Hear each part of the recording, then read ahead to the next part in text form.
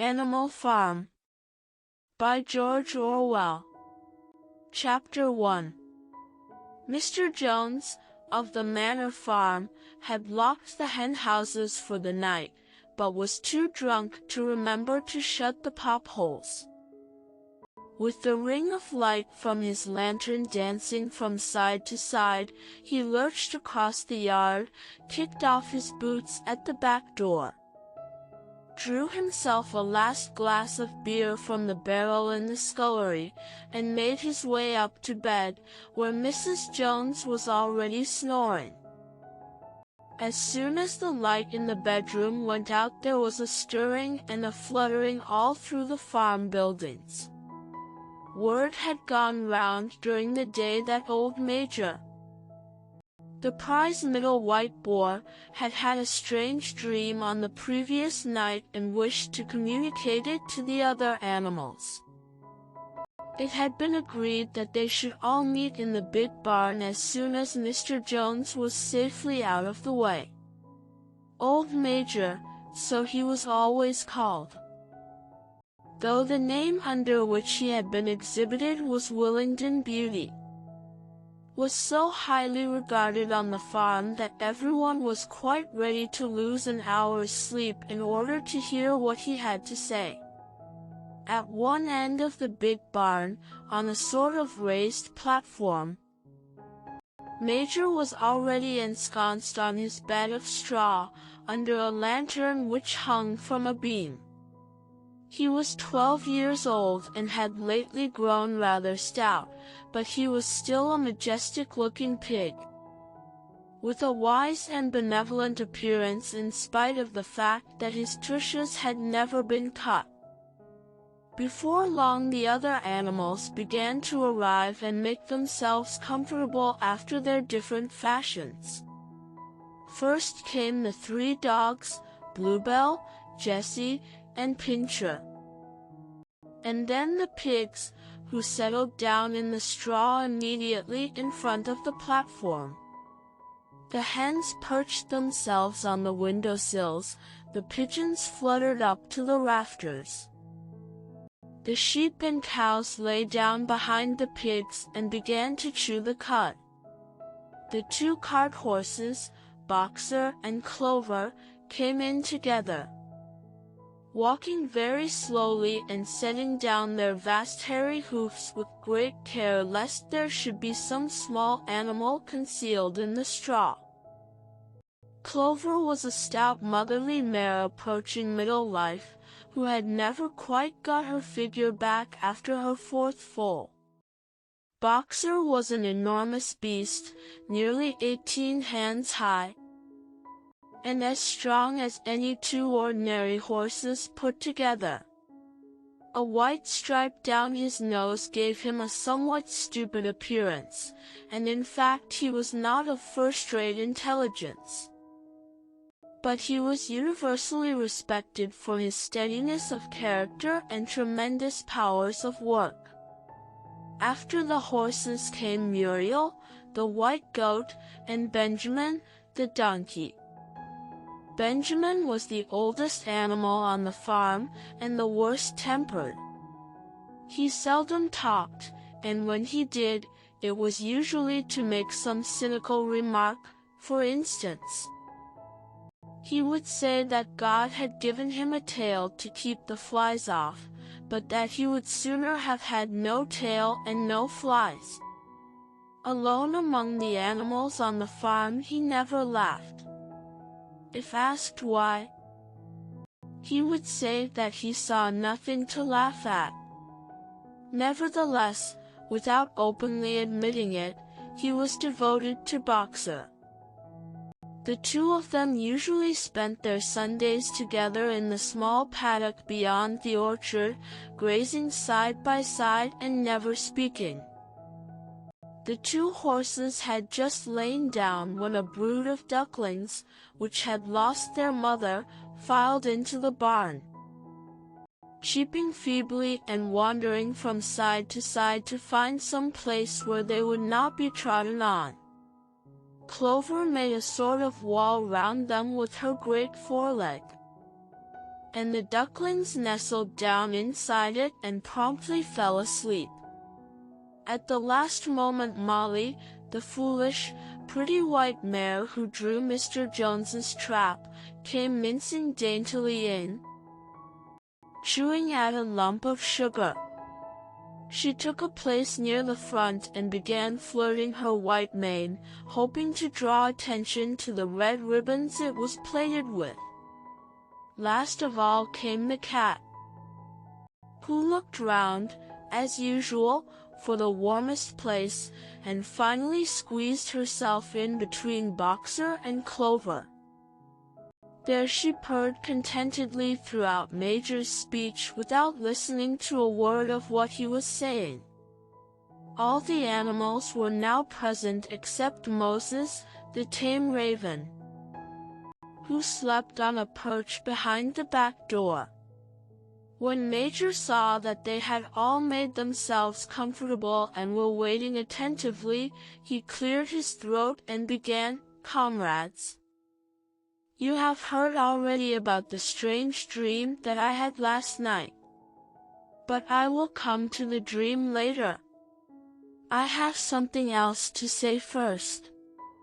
I do not think, comrades, that I shall be with you for many months longer, and before I die, I feel it my duty to pass on to you such wisdom as I have acquired. I have had a long life. I have had much time for thought as I lay alone in my stall, and I think I may say that I understand the nature of life on this earth as well as any animal now living. It is about this that I wish to speak to you. Now, comrades, what is the nature of this life of ours? Let us face it, our lives are miserable, laborious, and short. We are born. We are given just so much food as will keep the breath in our bodies, and those of us who are capable of it are forced to work to the last atom of our strength. And the very instant that our usefulness has come to an end, we are slaughtered with hideous cruelty. No animal in England knows the meaning of happiness or leisure after he is a year old. No animal in England is free. The life of an animal is misery and slavery, that is the plain truth. But is this simply part of the order of nature? Is it because this land of ours is so poor that it cannot afford a decent life to those who dwell upon it? No, comrades, 1,000 times no. The soil of England is fertile, its climate is good, it is capable of affording food in abundance to an enormously greater number of animals than now inhabit it. This single farm of ours would support a dozen horses, 20 cows, hundreds of sheep, and all of them living in a comfort and a dignity that are now almost beyond our imagining. Why then do we continue in this miserable condition? Because nearly the whole of the produce of our labor is stolen from us by human beings. There, comrades, is the answer to all our problems. It is summed up in a single word: man. Man is the only real enemy we have. Remove man from the scene, and the root cause of hunger and overwork is abolished forever. Man is the only creature that consumes without producing. He does not give milk, he does not lay eggs. He is too weak to pull the plow, he cannot run fast enough to catch rabbits. Yet he is lord of all the animals. He sets them to work. He gives back to them the bare minimum that will prevent them from starving, and the rest he keeps for himself. Our labor tills the soil, our dung fertilizes it. And yet there is not one of us that owns more than his bare skin. You cows that I see before me, how many thousands of gallons of milk have you given during this last year? And what has happened to that milk which should have been breeding up sturdy calves? Every drop of it has gone down the throats of our enemies. And you hens, how many eggs have you laid in this last year, and how many of those eggs ever hatched into chickens? The rest have all gone to market to bring in money for Jones and his men. And you, Clover, where are those 4 foals you bore, who should have been the support and pleasure of your old age? Each was sold at a year old. You will never see one of them again. In return for your 4 confinements and all your labor in the fields, what have you ever had except your bare rations and a stall? And even the miserable lives we lead are not allowed to reach their natural span. For myself I do not grumble, for I am one of the lucky ones. I am 12 years old and have had over 400 children. Such is the natural life of a pig. But no animal escapes the cruel knife in the end. You young porkers who are sitting in front of me, every one of you will scream your lives out at the block within a year. To that horror we all must come, cows, pigs, hens, sheep, everyone. Even the horses and the dogs have no better fate. You, boxer, the very day that those great muscles of yours lose their power, Jones will sell you to the knacker, who will cut your throat and boil you down for the foxhounds. As for the dogs, when they grow old and toothless, Jones ties a brick round their necks and drowns them in the nearest pond. Is it not crystal clear, then, comrades, that all the evils of this life of ours spring from the tyranny of human beings? Only get rid of man, and the produce of our labor would be our own. Almost overnight we could become rich and free. What then must we do? Why, work night and day, body and soul, for the overthrow of the human race. That is my message to you, comrades, rebellion. I do not know when that rebellion will come. It might be in a week or in 100 years, but I know, as surely as I see this straw beneath my feet, that sooner or later justice will be done. Fix your eyes on that, comrades, throughout the short remainder of your lives. And above all, pass on this message of mine to those who come after you, so that future generations shall carry on the struggle until it is victorious. And remember, comrades, your resolution must never falter. No argument must lead you astray. Never listen when they tell you that man and the animals have a common interest, that the prosperity of the one is the prosperity of the others. It is all lies. Man serves the interests of no creature except himself. And among us animals let there be perfect unity, perfect comradeship in the struggle. All men are enemies. All animals are comrades. At this moment there was a tremendous uproar.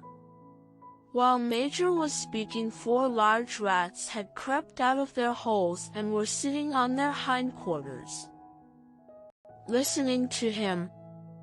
The dogs had suddenly caught sight of them, and it was only by a swift dash for their holes that the rats saved their lives. Major raised his trotter for silence. "Comrades," he said, "here is a point that must be settled.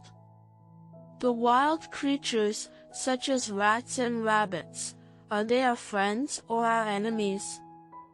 Let us put it to the vote. I proposed this question to the meeting, are rats comrades? The vote was taken at once, and it was agreed by an overwhelming majority that rats were comrades. There were only 4 dissensions, the 3 dogs and the cat, who was afterwards discovered to have voted on both sides. Major continued, I have little more to say. I merely repeat. Remember always your duty of enmity towards man and all his ways. Whatever goes upon 2 legs is an enemy. Whatever goes upon 4 legs, or has wings, is a friend.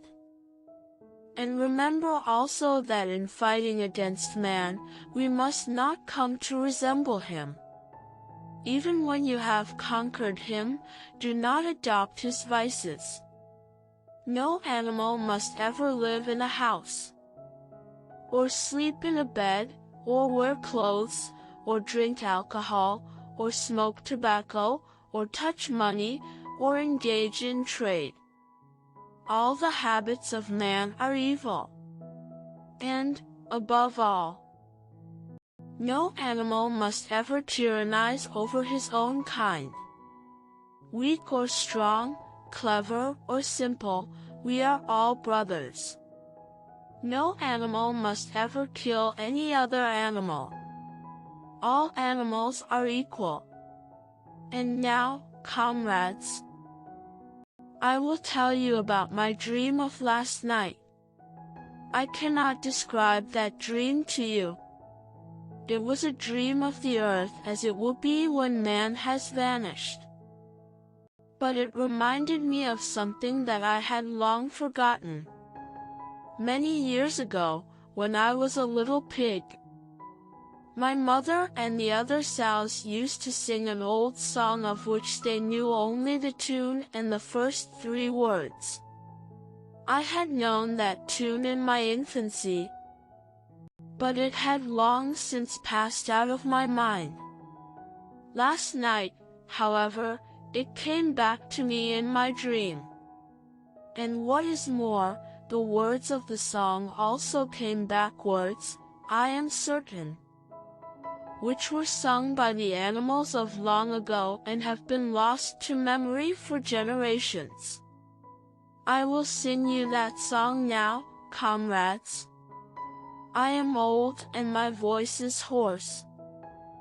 But when I have taught you the tune, you can sing it better for yourselves. It is called Beasts of England. Old Major cleared his throat and began to sing. As he had said, his voice was hoarse. But he sang well enough, and it was a stirring tune, something between Clementine and La Cucaracha. The words ran, Beasts of England, beasts of Ireland, beasts of every land and clime. Hearken to my joyful tidings of the golden future time.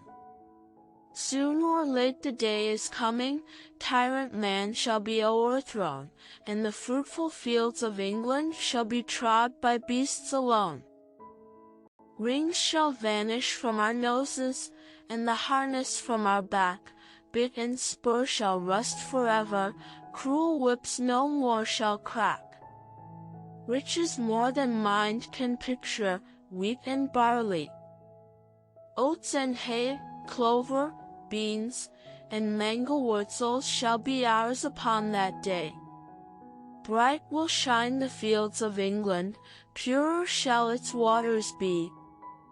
Sweeter yet shall blow its breezes on the day that sets us free. For that day we all must labor, though we die before it break, cows and horses, geese and turkeys. All must toil for freedom's sake.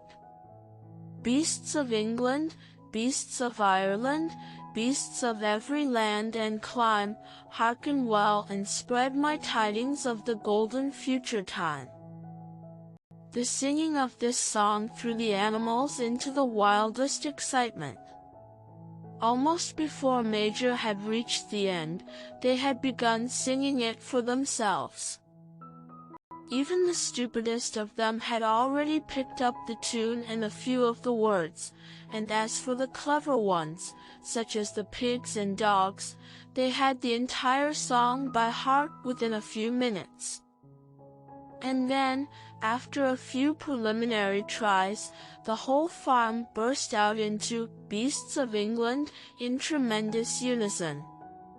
The cows lowed it, the dogs whined it, the sheep bleated it. The horses whinnied it, the ducks quacked it. They were so delighted with the song that they sang it right through 5 times in succession, and might have continued singing it all night if they had not been interrupted. Unfortunately, the uproar awoke Mr. Jones, who sprang out of bed, making sure that there was a fox in the yard.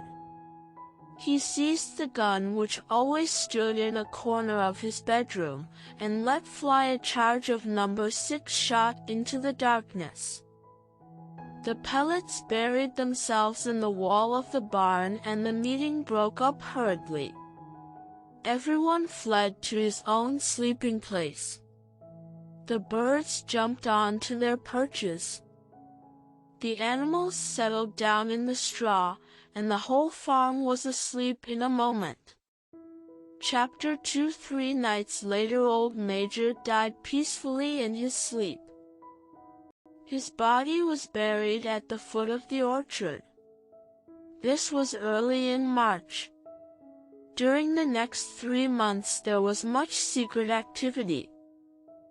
Major's speech had given to the more intelligent animals on the farm a completely new outlook on life. They did not know when the rebellion predicted by Major would take place. They had no reason for thinking that it would be within their own lifetime, but they saw clearly that it was their duty to prepare for it. The work of teaching and organizing the others fell naturally upon the pigs, who were generally recognized as being the cleverest of the animals. Preeminent among the pigs were 2 young boys named Snowball and Napoleon, whom Mr. Jones was breeding up for sale. Napoleon was a large, rather fierce-looking Berkshire boar. The only Berkshire on the farm, not much of a talker, but with a reputation for getting his own way. Snowball was a more vivacious pig than Napoleon, quicker in speech and more inventive, but was not considered to have the same depth of character. All the other male pigs on the farm were porkers.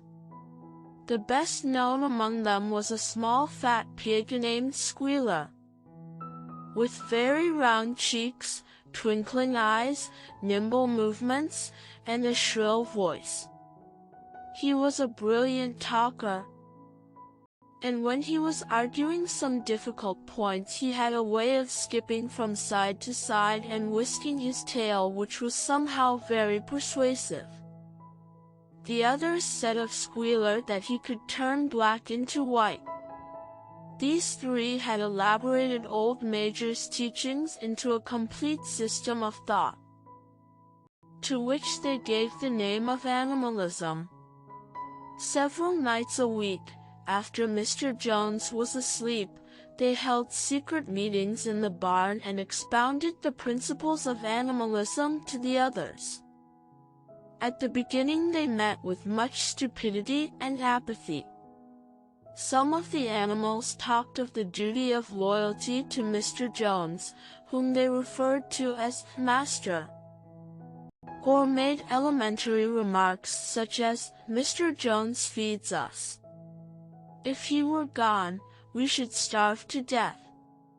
Others asked such questions as, "Why should we care what happens after we are dead?" or, "If this rebellion is to happen anyway, what difference does it make whether we work for it or not?" and the pigs had great difficulty in making them see that this was contrary to the spirit of animalism. The stupidest questions of all were asked by Molly, the white mare. The very first question she asked Snowball was, "Will there still be sugar after the rebellion?" "No," said Snowball firmly. "We have no means of making sugar on this farm. Besides, you do not need sugar. You will have all the oats and hay you want." "And shall I still be allowed to wear ribbons in my mane?" asked Molly. "Comrade," said Snowball, "those ribbons that you are so devoted to are the badge of slavery. Can you not understand that liberty is worth more than ribbons?" Molly agreed, but she did not sound very convinced. The pigs had an even harder struggle to counteract the lies put about by Moses, the tame raven.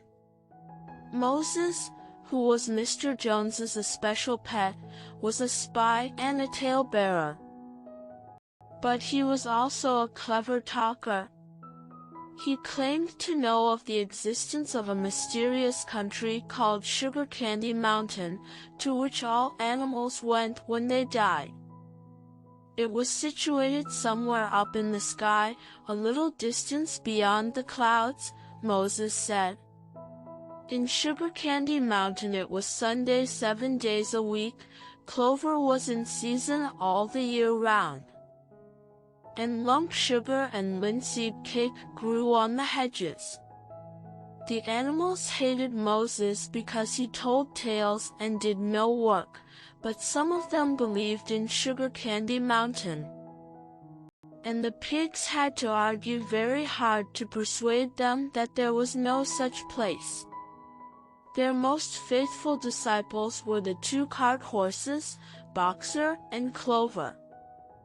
These two had great difficulty in thinking anything out for themselves, but having once accepted the pigs as their teachers, they absorbed everything that they were told, and passed it on to the other animals by simple arguments.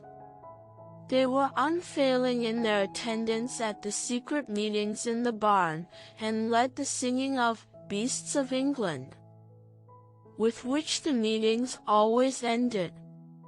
Now, as it turned out, the rebellion was achieved much earlier and more easily than anyone had expected. In past years Mr. Jones, although a hard master, had been a capable farmer, but of late he had fallen on evil days. He had become much disheartened after losing money in a lawsuit, and had taken to drinking more than was good for him. For whole days at a time he would lounge in his Windsor chair in the kitchen, reading the newspapers, drinking, and occasionally feeding Moses on crusts of bread soaked in beer. His men were idle and dishonest, the fields were full of weeds, the buildings wanted roofing, the hedges were neglected, and the animals were underfed.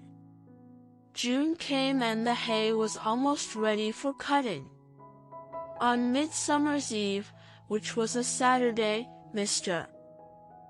Jones went into Willingdon and got so drunk at the Red Lion that he did not come back till midday on Sunday.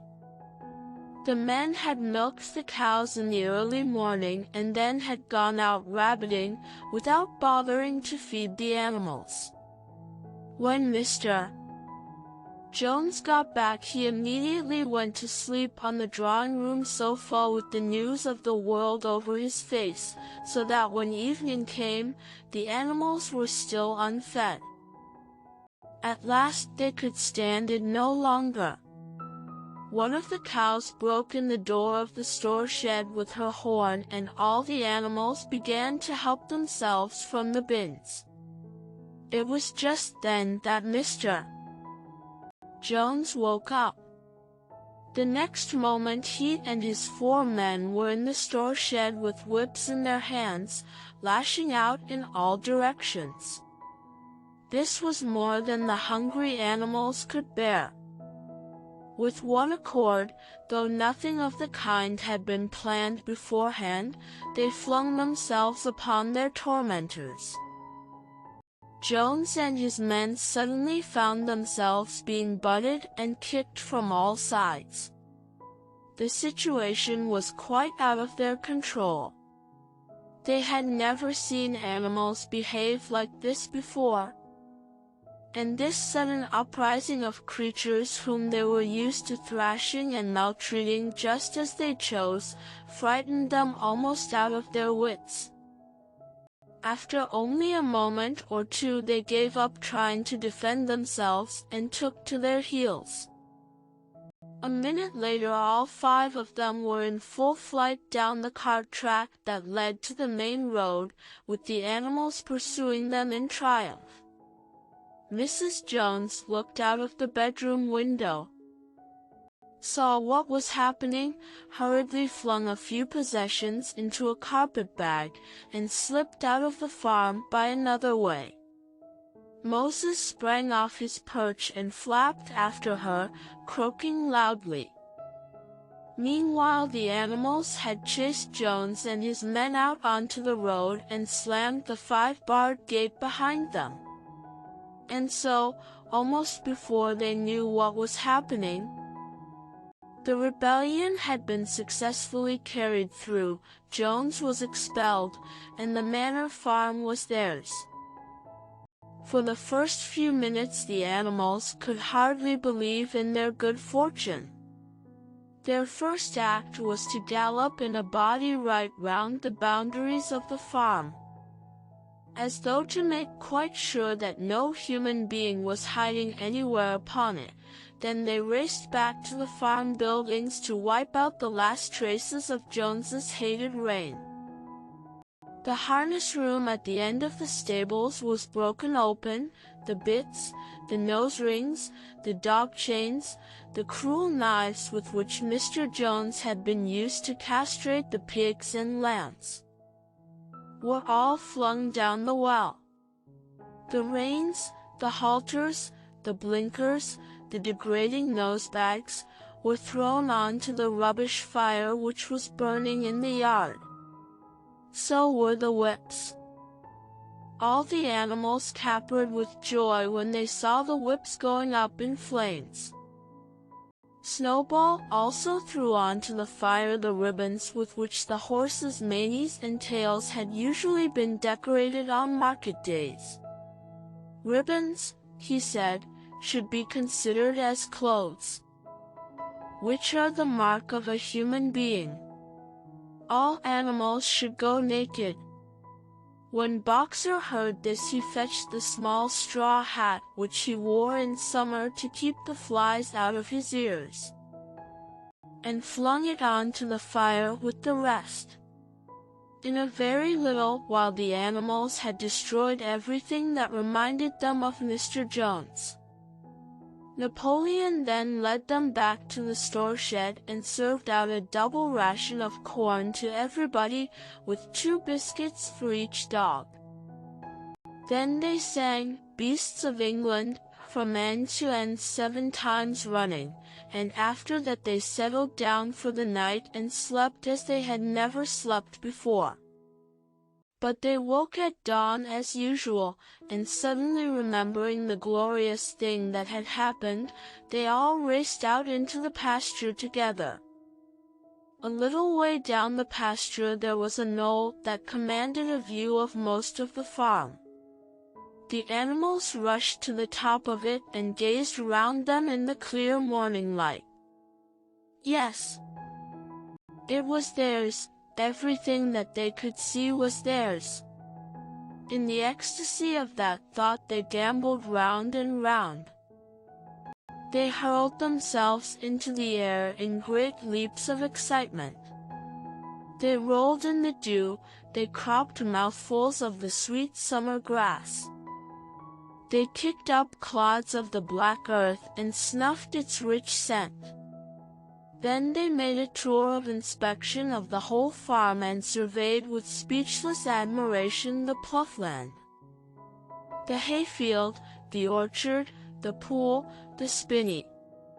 It was as though they had never seen these things before, and even now they could hardly believe that it was all their own. Then they filed back to the farm buildings and halted in silence outside the door of the farmhouse. That was theirs too, but they were frightened to go inside. After a moment, however, Snowball and Napoleon butted the door open with their shoulders, and the animals entered in single file, walking with the utmost care for fear of disturbing anything. They tiptoed from room to room, afraid to speak above a whisper and gazing with a kind of awe at the unbelievable luxury, at the beds with their feather mattresses, the looking-glasses, the horsehair sofa, the Brussels carpet, the lithograph of Queen Victoria over the drawing-room mantelpiece. They were just coming down the stairs when Molly was discovered to be missing. Going back, the others found that she had remained behind in the best bedroom. She had taken a piece of blue ribbon from Mrs. Jones's dressing table, and was holding it against her shoulder and admiring herself in the glass in a very foolish manner. The others reproached her sharply, and they went outside. Some hams hanging in the kitchen were taken out for burial, and the barrel of beer in the scullery was stove in with a kick from Boxer's hoof. Otherwise nothing in the house was touched. A unanimous resolution was passed on the spot that the farmhouse should be preserved as a museum. All were agreed that no animal must ever live there. The animals had their breakfast, and then Snowball and Napoleon called them together again. "Comrades," said Snowball, "it is 6:30 and we have a long day before us. Today we begin the hay harvest. But there is another matter that must be attended to first." The pigs now revealed that during the past 3 months they had taught themselves to read and write from an old spelling book which had belonged to Mr. Jones's children and which had been thrown on the rubbish heap. Napoleon sent for pots of black and white paint and led the way down to the 5-barred gate that gave on to the main road. Then Snowball, for it was Snowball who was best at writing, took a brush between the 2 knuckles of his trotter, painted out Manor Farm from the top bar of the gate, and in its place painted Animal Farm. This was to be the name of the farm from now onwards. After this they went back to the farm buildings, where Snowball and Napoleon sent for a ladder which they caused to be set against the end wall of the big barn. They explained that by their studies of the past 3 months the pigs had succeeded in reducing the principles of animalism to 7 commandments. These 7 commandments would now be inscribed on the wall. They would form an unalterable law by which all the animals on Animal Farm must live forever after. With some difficulty, for it is not easy for a pig to balance himself on a ladder, Snowball climbed up and set to work, with Squealer a few rungs below him holding the paint pot. The commandments were written on the tarred wall in great white letters that could be read 30 yards away. They ran thus, the 7 commandments. 1. Whatever goes upon 2 legs is an enemy. 2. Whatever goes upon 4 legs, or has wings, is a friend. 3. No animal shall wear clothes. 4. No animal shall sleep in a bed. 5. No animal shall drink alcohol. 6. No animal shall kill any other animal. 7. All animals are equal. It was very neatly written, and except that friend was written find, and one of the guesses was the wrong way round. The spelling was correct all the way through. Snowball read it aloud for the benefit of the others. All the animals nodded in complete agreement. And the cleverer ones at once began to learn the commandments by heart. Now, comrades, cried Snowball, throwing down the paintbrush to the hayfield. Let us make it a point of honor to get in the harvest more quickly than Jones and his men could do. But at this moment the 3 cows, who had seemed uneasy for some time past, set up a loud lowing. They had not been milked for 24 hours, and their udders were almost bursting. After a little thought, the pigs sent for buckets and milked the cows fairly successfully, their trotters being well adapted to this task. Soon there were 5 buckets of frothing creamy milk, at which many of the animals looked with considerable interest. "What is going to happen to all that milk?" said someone. "Jones used sometimes to mix some of it in our mash," said one of the hens. "Never mind the milk, comrades," cried Napoleon, placing himself in front of the buckets. "That will be attended to. The harvest is more important. Comrade Snowball will lead the way. I shall follow in a few minutes. Forward, comrades. The hay is waiting." So the animals trooped down to the hayfield to begin the harvest, and when they came back in the evening it was noticed that the milk had disappeared. Chapter 3: How they toiled and sweated to get the hay in. But their efforts were rewarded, for the harvest was an even bigger success than they had hoped. Sometimes the work was hard. The implements had been designed for human beings and not for animals, and it was a great drawback that no animal was able to use any tool that involved standing on his hind legs. But the pigs were so clever that they could think of a way round every difficulty. As for the horses, they knew every inch of the field, and in fact understood the business of mowing and raking far better than Jones and his men had ever done. The pigs did not actually work, but directed and supervised the others. With their superior knowledge, it was natural that they should assume the leadership. Boxer and Clover would harness themselves to the cutter or the horse rake. No bits or reins were needed in these days, of course, and tramped steadily round and round the field with a pig walking behind and calling out, "Gee up, comrade," or "Wool back, comrade," as the case might be. And every animal down to the humblest worked at turning the hay and gathering it. Even the ducks and hens toiled to and fro all day in the sun, carrying tiny wisps of hay in their beaks. In the end they finished the harvest in 2 days less time than it had usually taken Jones and his men. Moreover, it was the biggest harvest that the farm had ever seen. There was no wastage whatever. The hens and ducks with their sharp eyes had gathered up the very last stalk, and not an animal on the farm had stolen so much as a mouthful. All through that summer the work of the farm went like clockwork. The animals were happy as they had never conceived it possible to be. Every mouthful of food was an acute positive pleasure, now that it was truly their own food. produced by themselves and for themselves, not doled out to them by a grudging master.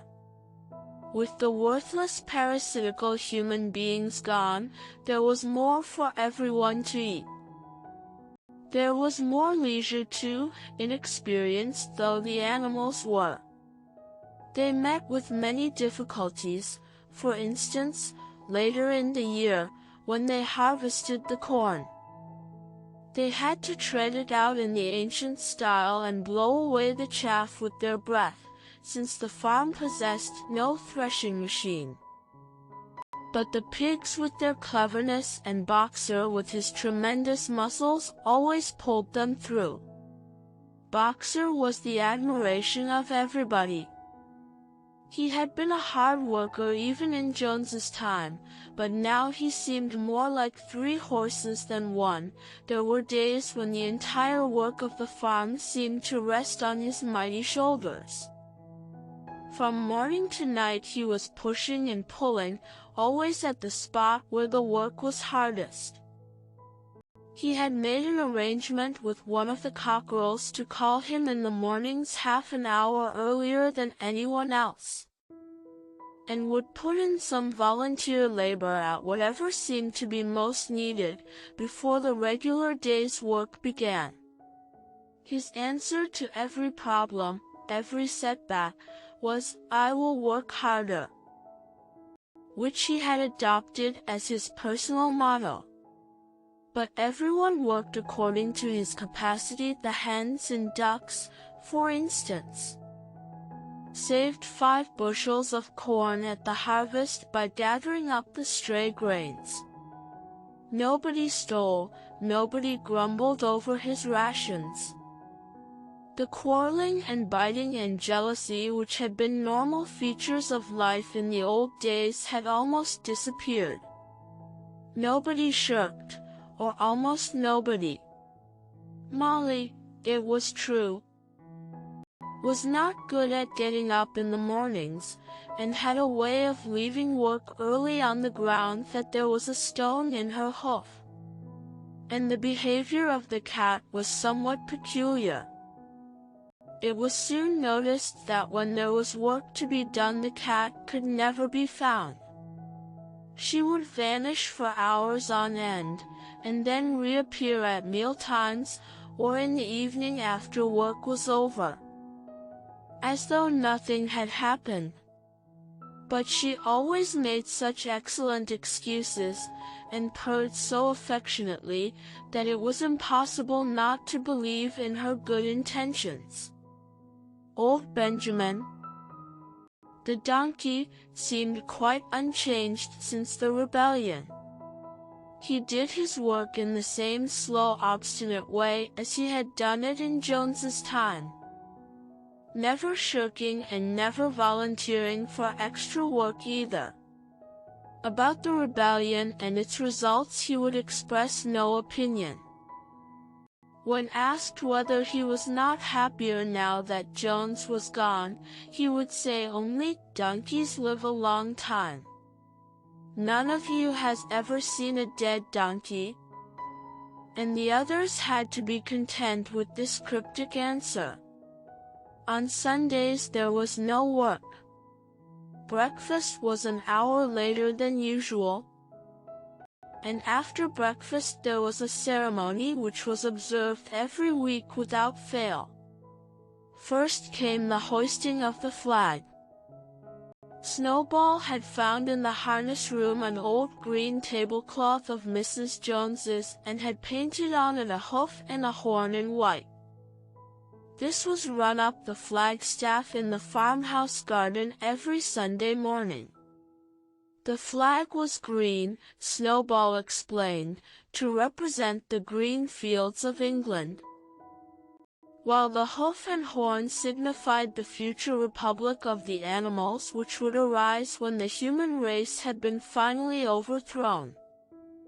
After the hoisting of the flag, all the animals trooped into the big barn for a general assembly which was known as the meeting. Here the work of the coming week was planned out and resolutions were put forward and debated. It was always the pigs who put forward the resolutions. The other animals understood how to vote, but could never think of any resolutions of their own. Snowball and Napoleon were by far the most active in the debates. But it was noticed that these two were never in agreement. Whatever suggestion either of them made, the other could be counted on to oppose it, even when it was resolved. A thing no one could object to in itself, to set aside the small paddock behind the orchard as a home of rest for animals who were past work. There was a stormy debate over the correct retiring age for each class of animal.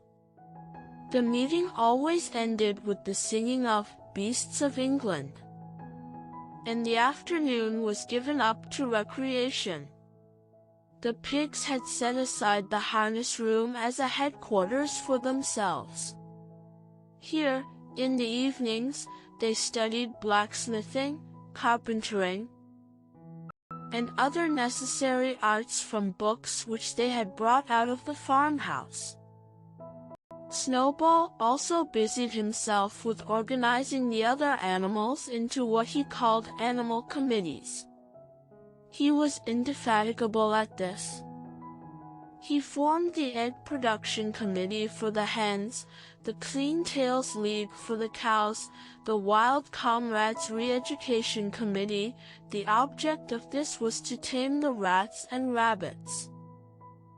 The Whiter Wool Movement for the sheep, and various others, besides instituting classes in reading and writing. On the whole, these projects were a failure. The attempt to tame the wild creatures, for instance, broke down almost immediately. They continued to behave very much as before, and when treated with generosity, simply took advantage of it. The cat joined the Re-Education Committee and was very active in it for some days. She was seen one day sitting on a roof and talking to some sparrows who were just out of her reach.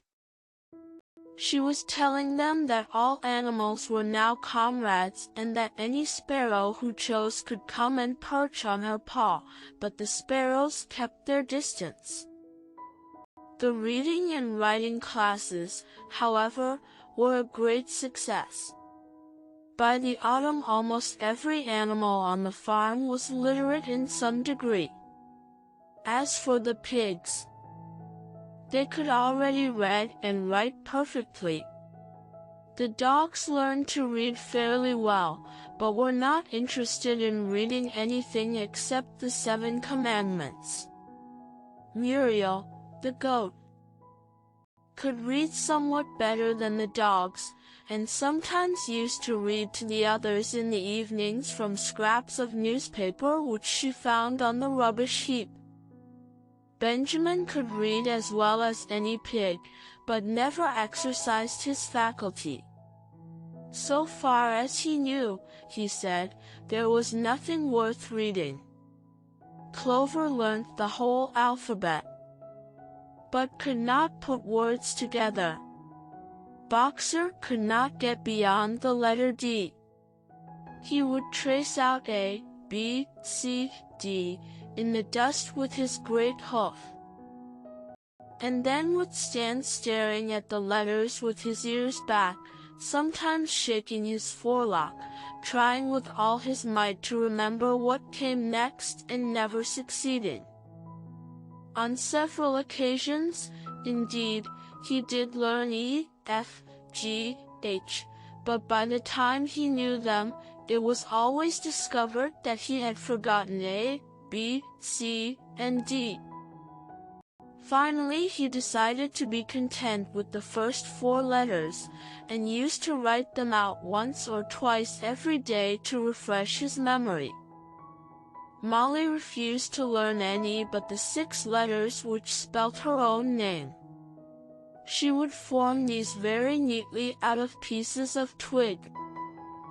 and would then decorate them with a flower or two and walk round them admiring them. None of the other animals on the farm could get further than the letter A. It was also found that the stupider animals, such as the sheep, hens, and ducks, were unable to learn the 7 commandments by heart. After much thought, Snowball declared that the 7 commandments could in effect be reduced to a single maxim, namely 4 legs good, 2 legs bad. This, he said, contained the essential principle of animalism. Whoever had thoroughly grasped it would be safe from human influences. The birds at first objected, since it seemed to them that they also had 2 legs, but Snowball proved to them that this was not so. A bird's wing, comrades, he said, is an organ of propulsion and not of manipulation. It should therefore be regarded as a leg. The distinguishing mark of man is the hand, the instrument with which he does all his mischief. The birds did not understand Snowball's long words, but they accepted his explanation, and all the humbler animals set to work to learn the new maxim by heart. 4 legs good, 2 legs bad, was inscribed on the end wall of the barn, above the 7 commandments, and in bigger letters. When they had once got it by heart, the sheep developed a great liking for this maxim. And often as they lay in the field they would all start bleating, 4 legs good, 2 legs bad. 4 legs good, 2 legs bad, and keep it up for hours on end, never growing tired of it. Napoleon took no interest in Snowball's committees. He said that the education of the young was more important than anything that could be done for those who were already grown up. It happened that Jessie and Bluebell had both whelped soon after the hay harvest, giving birth between them to 9 sturdy puppies. As soon as they were weaned, Napoleon took them away from their mothers, saying that he would make himself responsible for their education. He took them up into a loft which could only be reached by a ladder from the harness room, and there kept them in such seclusion that the rest of the farm soon forgot their existence. The mystery of where the milk went to was soon cleared up. It was mixed every day into the pig's mash. The early apples were now ripening, and the grass of the orchard was littered with windfalls. The animals had assumed as a matter of course that these would be shared out equally. One day, however, the order went forth that all the windfalls were to be collected and brought to the harness room for the use of the pigs. At this some of the other animals murmured, but it was no use. All the pigs were in full agreement on this point, even Snowball and Napoleon. Squealer was sent to make the necessary explanations to the others. "Comrades," he cried, "you do not imagine, I hope, that we pigs are doing this in a spirit of selfishness and privilege. Many of us actually dislike milk and apples. I dislike them myself. Our sole object in taking these things is to preserve our health. Milk and apples, this has been proved by science, comrades, contain substances absolutely necessary to the well-being of a pig. We pigs are brain workers. The whole management and organization of this farm depend on us.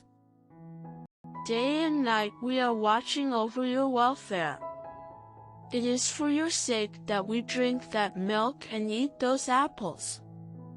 Do you know what would happen if we pigs failed in our duty? Jones would come back.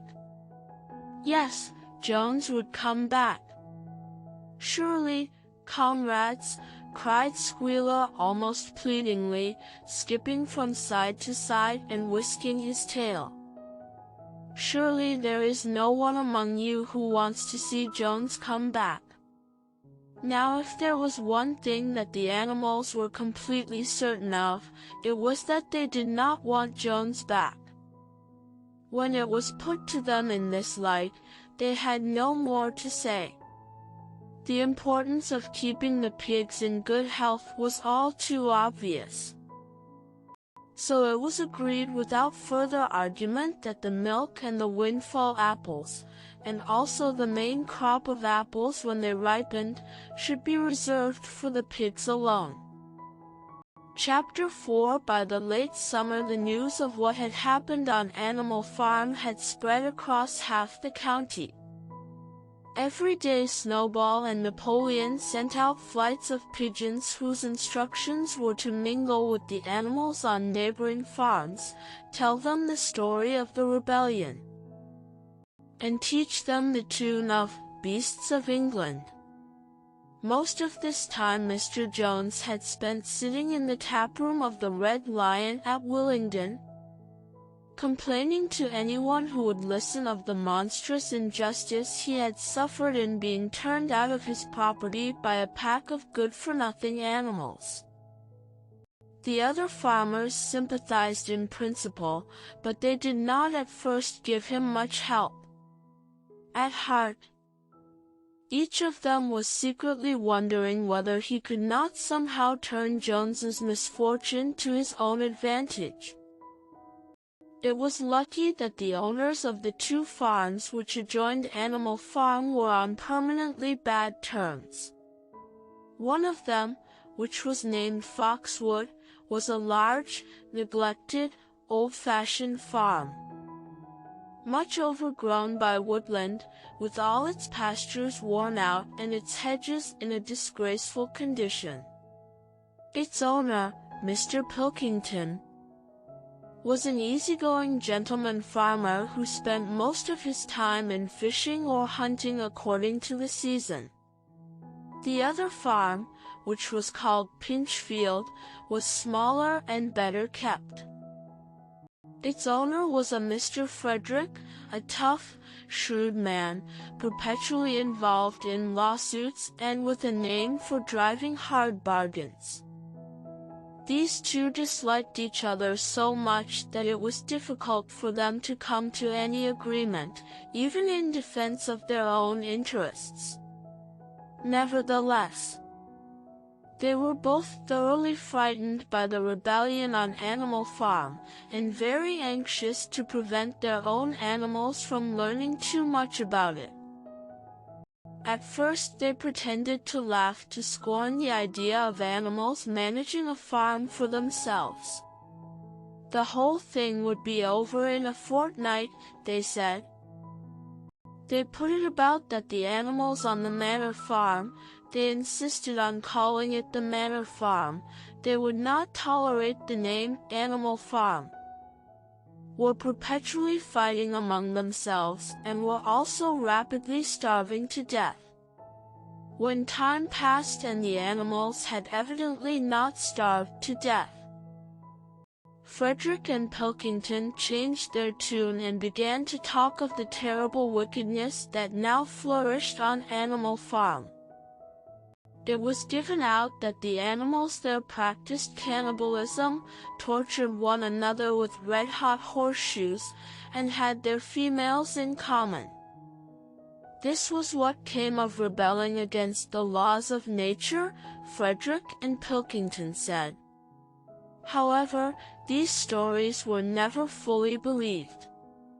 Rumors of a wonderful farm, where the human beings had been turned out and the animals managed their own affairs, continued to circulate in vague and distorted forms. And throughout that year a wave of rebelliousness ran through the countryside. Bulls which had always been tractable suddenly turned savage. Sheep broke down hedges and devoured the clover, cows kicked the pail over, hunters refused their fences and shot their riders on to the other side. Above all, the tune and even the words of Beasts of England were known everywhere. It had spread with astonishing speed.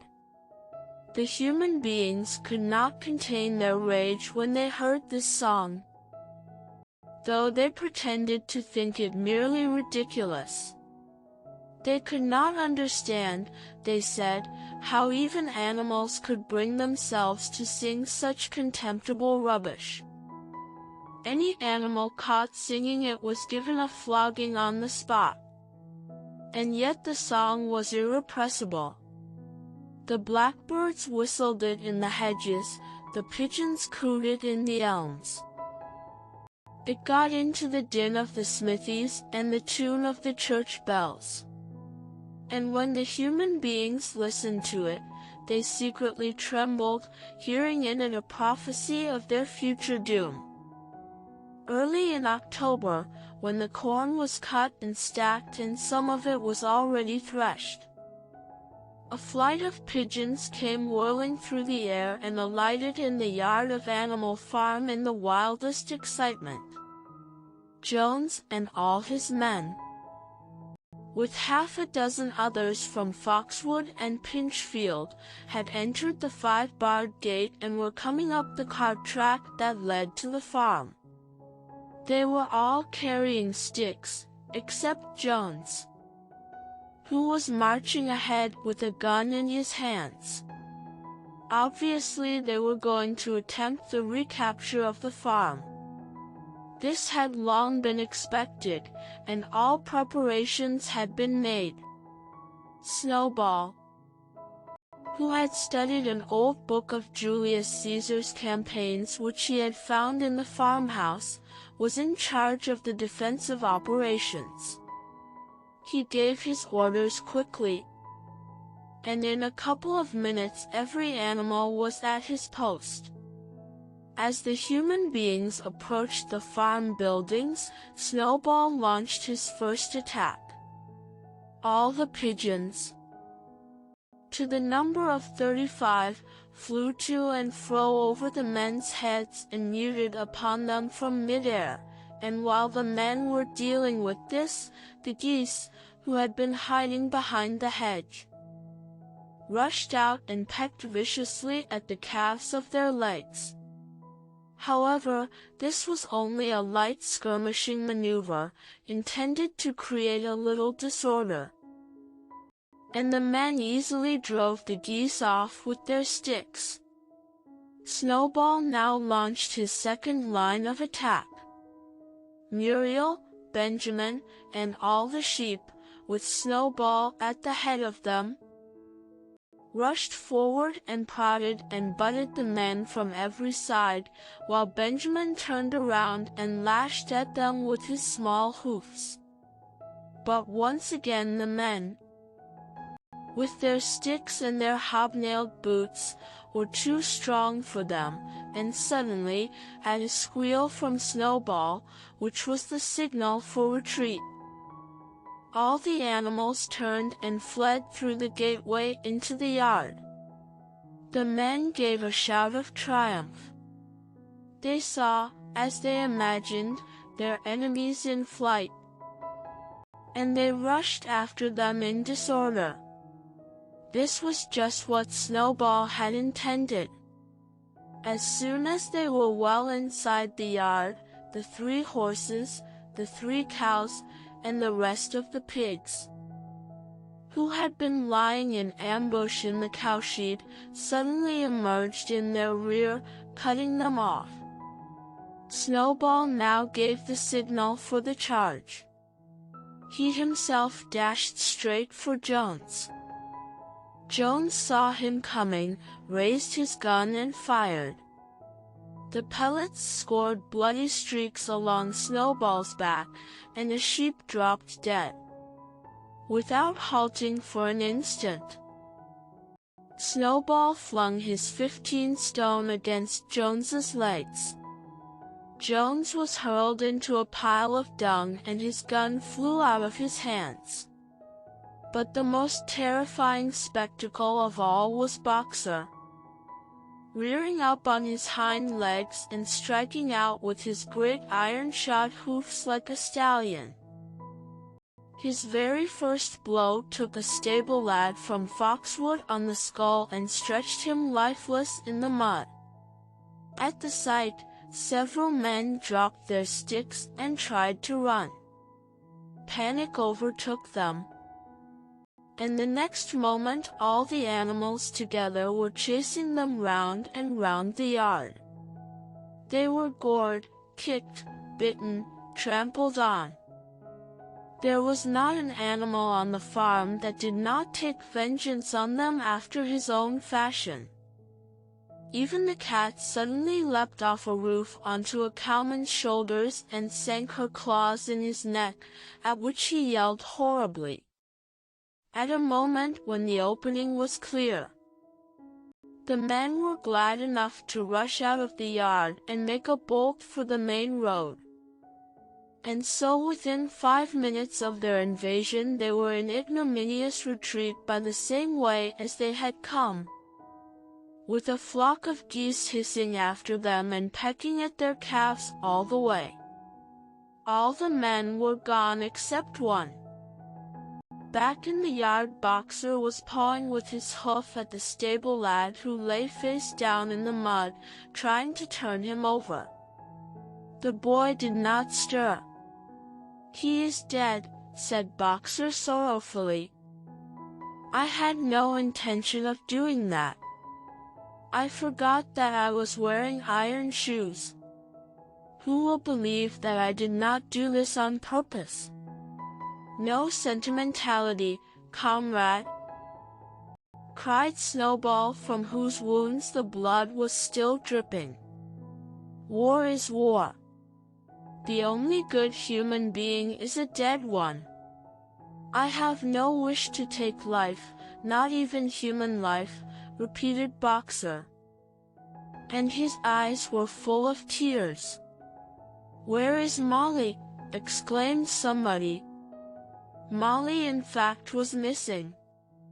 For a moment there was great alarm.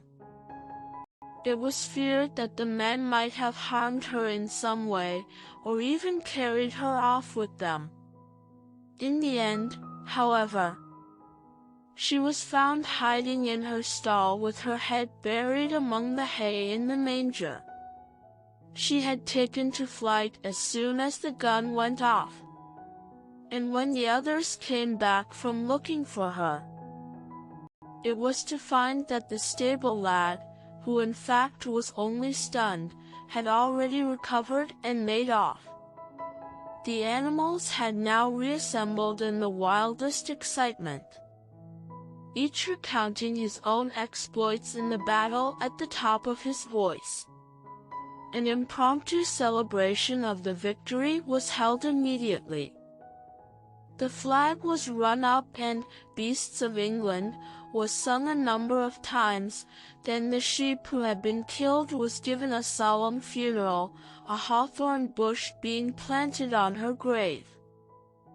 At the graveside Snowball made a little speech, emphasizing the need for all animals to be ready to die for Animal Farm if need be. The animals decided unanimously to create a military decoration, Animal Hero, First Class, which was conferred there and then on Snowball and Boxer. It consisted of a brass medal. They were really some old horse brasses which had been found in the harness room, to be worn on Sundays and holidays. There was also Animal Hero, Second Class, which was conferred posthumously on the dead sheep. There was much discussion as to what the battle should be called. In the end, it was named the Battle of the Cowshed, since that was where the ambush had been sprung. Mr. Jones's gun had been found lying in the mud, and it was known that there was a supply of cartridges in the farmhouse. It was decided to set the gun up at the foot of the flagstaff, like a piece of artillery, and to fire it twice a year, once on October the 12th, the anniversary of the Battle of the Cowshed, and once on Midsummer Day, the anniversary of the rebellion. Chapter 5. As winter drew on, Molly became more and more troublesome. She was late for work every morning and excused herself by saying that she had overslept, and she complained of mysterious pains, although her appetite was excellent. On every kind of pretext she would run away from work and go to the drinking pool, where she would stand foolishly gazing at her own reflection in the water. But there were also rumors of something more serious.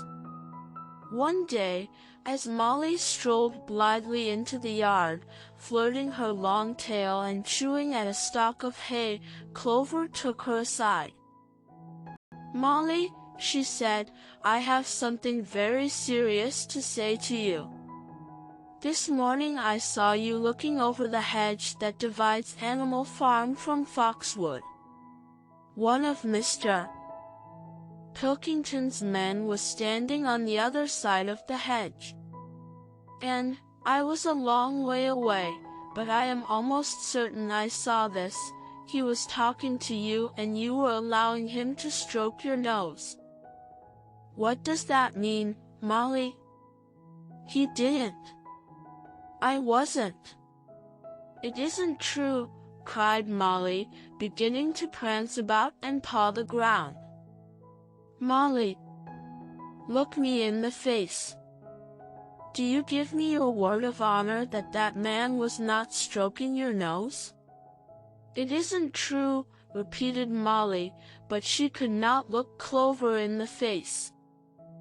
And the next moment she took to her heels and galloped away into the field. A thought struck Clover. Without saying anything to the others, she went to Molly's stall and turned over the straw with her hoof. Hidden under the straw was a little pile of lump sugar and several bunches of ribbon of different colors. 3 days later Molly disappeared. For some weeks nothing was known of her whereabouts. Then the pigeons reported that they had seen her on the other side of Willingdon. She was between the shafts of a smart dog cart painted red and black, which was standing outside a public house.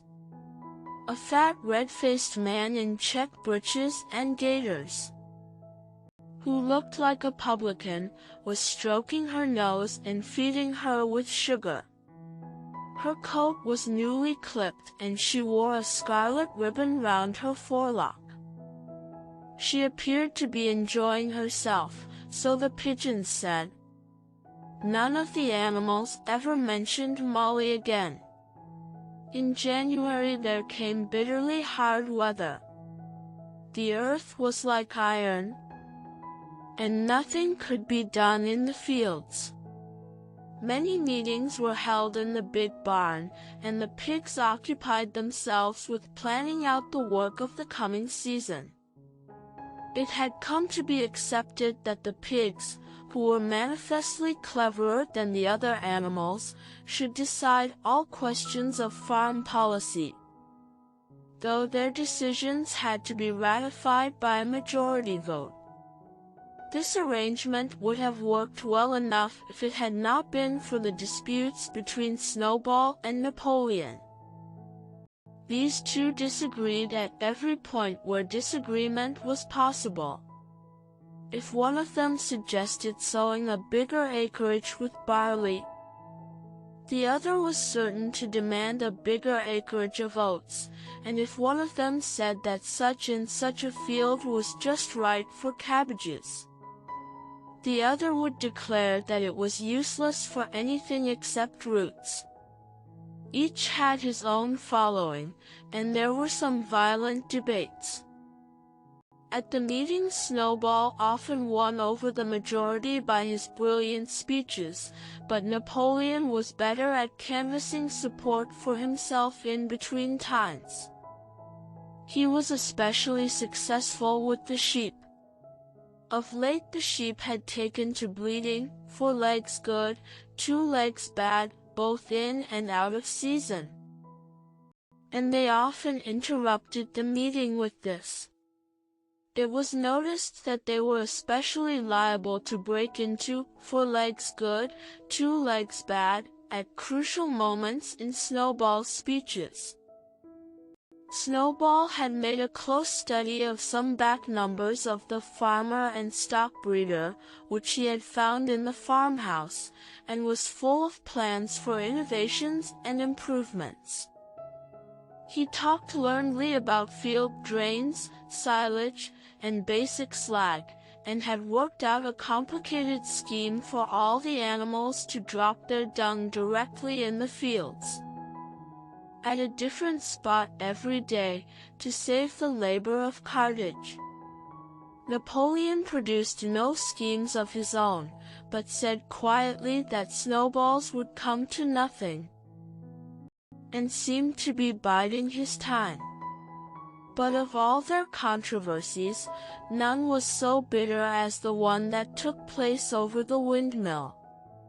In the long pasture, not far from the farm buildings, there was a small knoll which was the highest point on the farm.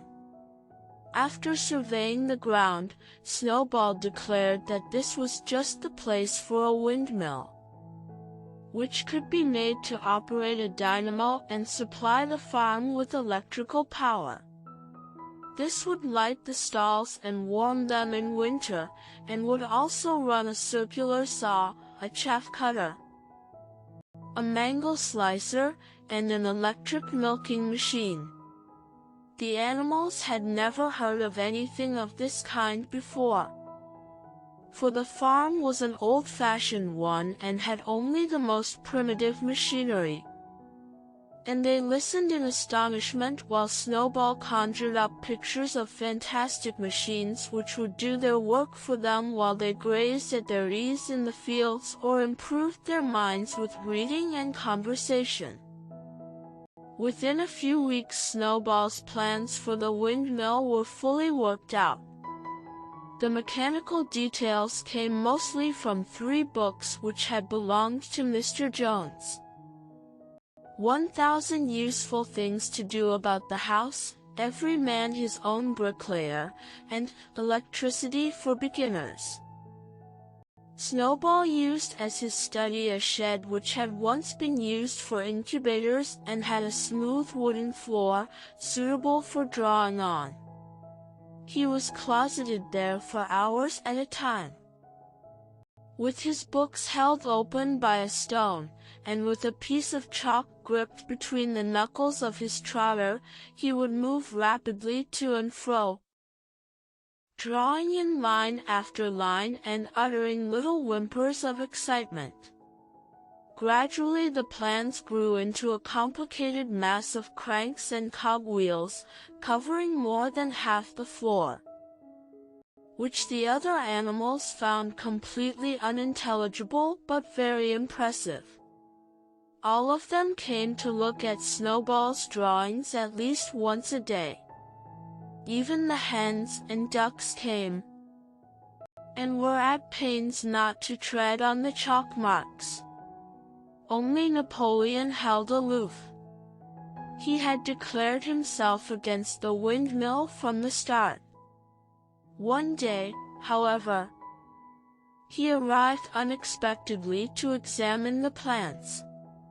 He walked heavily round the shed, looked closely at every detail of the plans and snuffed at them once or twice, then stood for a little while contemplating them out of the corner of his eye.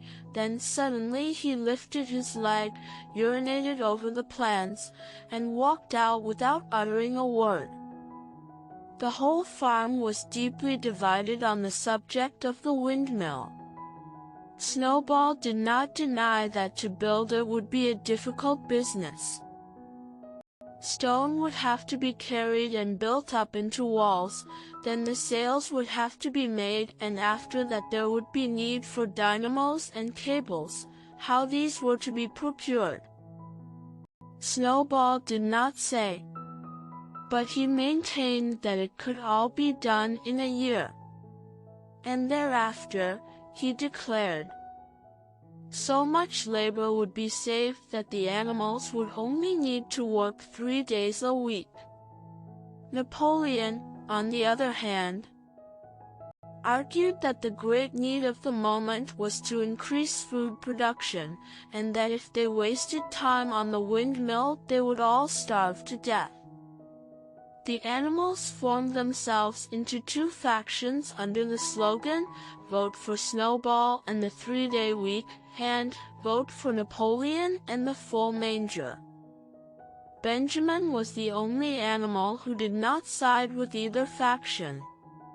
He refused to believe either that food would become more plentiful or that the windmill would save work.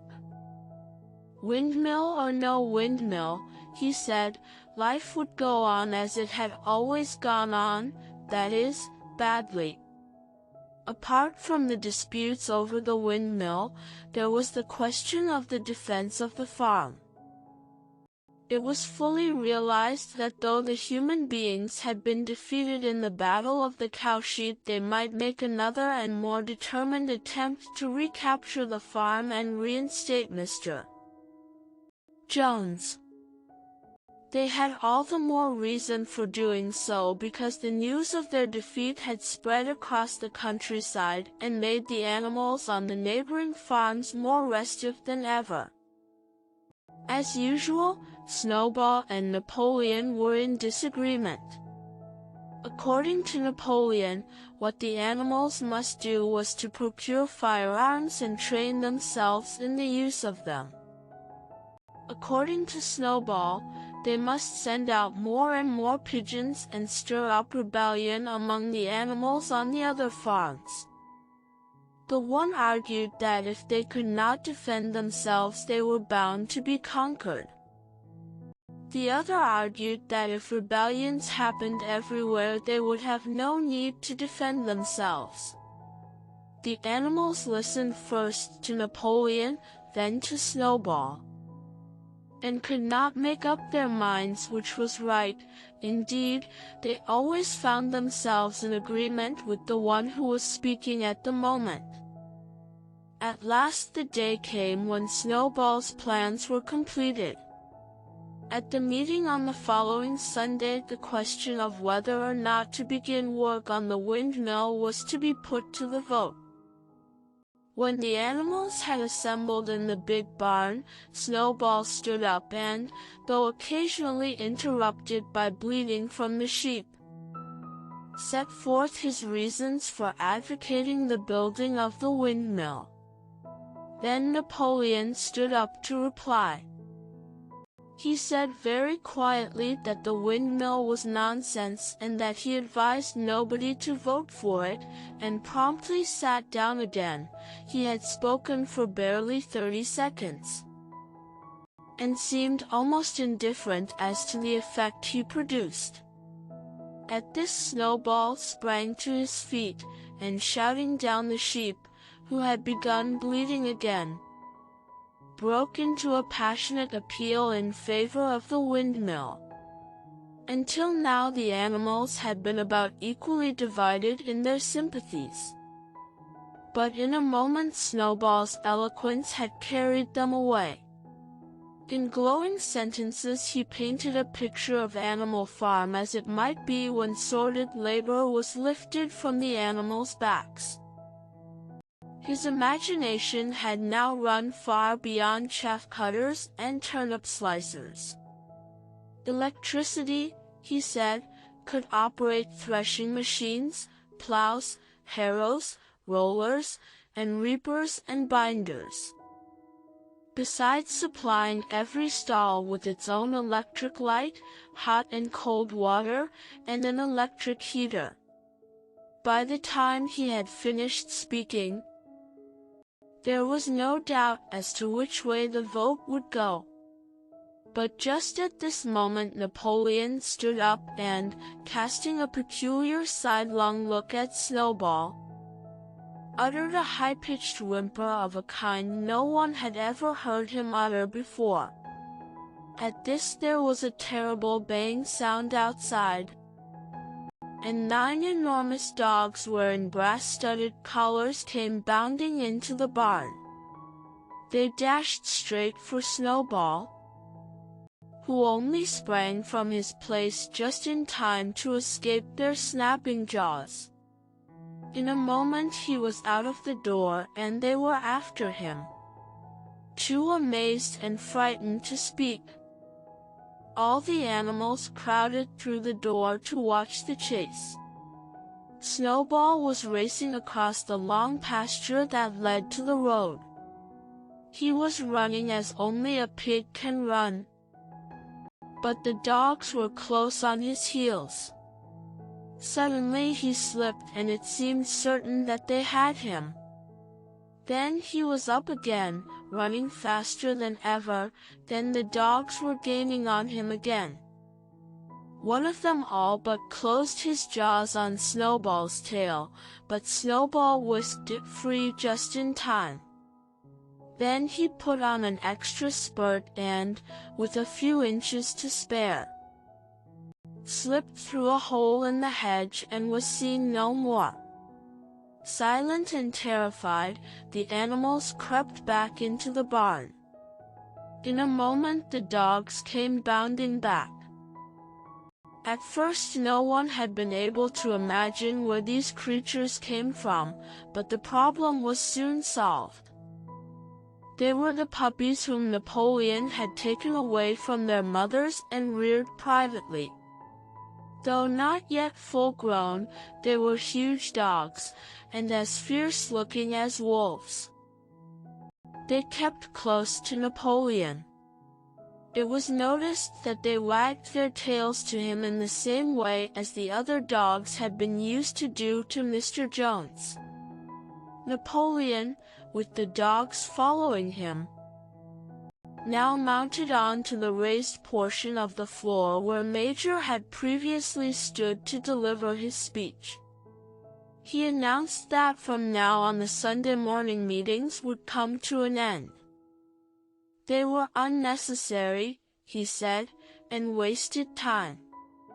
In future all questions relating to the working of the farm would be settled by a special committee of pigs, presided over by himself.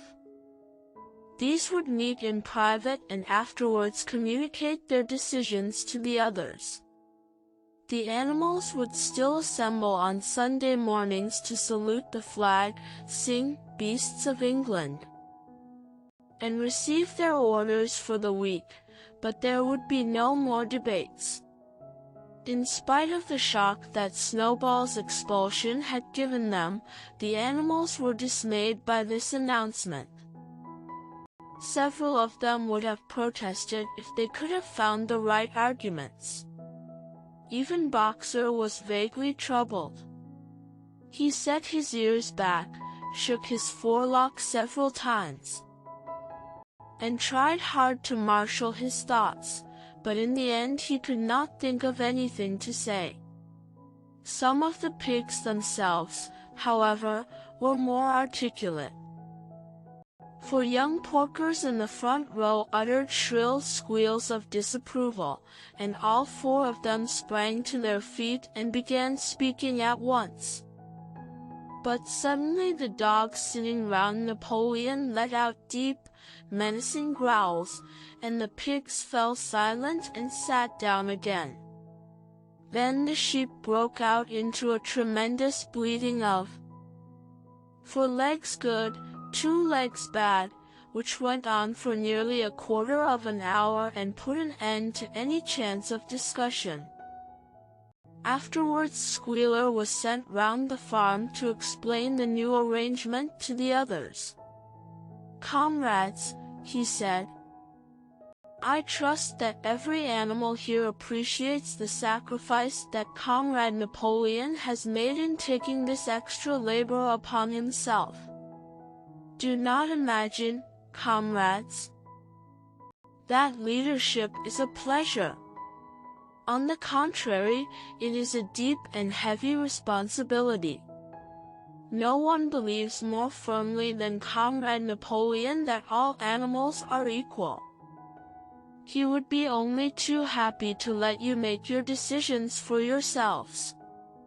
But sometimes you might make the wrong decisions, comrades, and then where should we be? Suppose you had decided to follow Snowball, with his moonshine of windmills, Snowball, who, as we now know, was no better than a criminal. He fought bravely at the Battle of the Cowshed. Said somebody. Bravery is not enough, said Squealer. Loyalty and obedience are more important. And as to the Battle of the Cowshed, I believe the time will come when we shall find that Snowball's part in it was much exaggerated. Discipline, comrades, iron discipline. That is the watchword for today. One false step, and our enemies would be upon us. Surely, comrades, you do not want Jones back? Once again this argument was unanswerable. Certainly the animals did not want Jones back. If the holding of debates on Sunday mornings was liable to bring him back, then the debates must stop. Boxer, who had now had time to think things over, voiced the general feeling by saying, if Comrade Napoleon says it, it must be right. And from then on he adopted the maxim, Napoleon is always right, in addition to his private motto of, I will work harder. By this time the weather had broken and the spring plowing had begun. The shed where Snowball had drawn his plans of the windmill had been shut up, and it was assumed that the plans had been rubbed off the floor.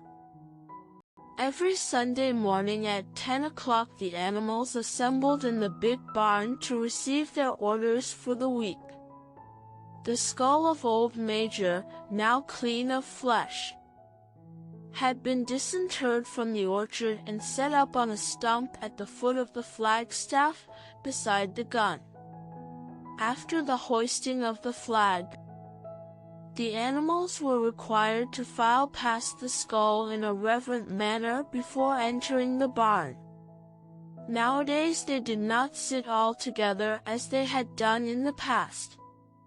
Napoleon, with Squealer and another pig named Minimus, who had a remarkable gift for composing songs and poems, sat on the front of the raised platform, with the 9 young dogs forming a semicircle round them, and the other pigs sitting behind.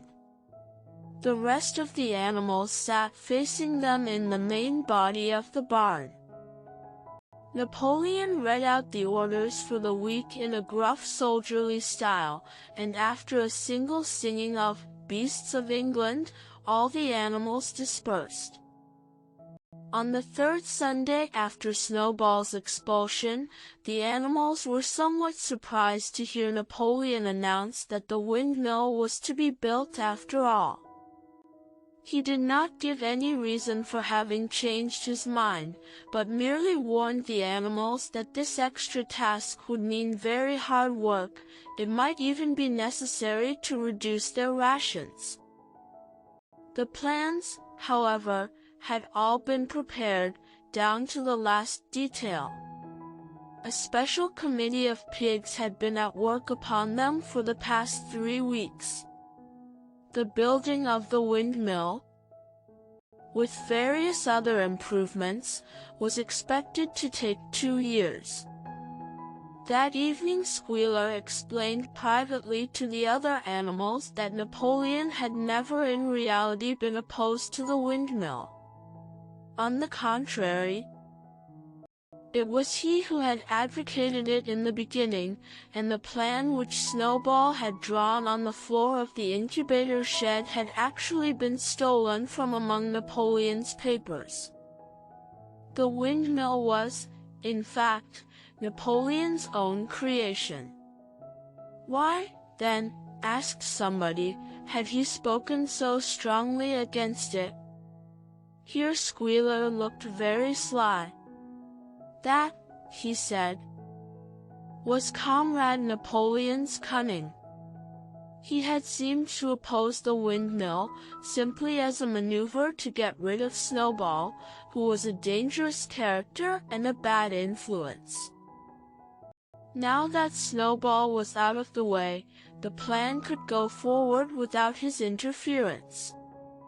This, said Squealer, was something called tactics.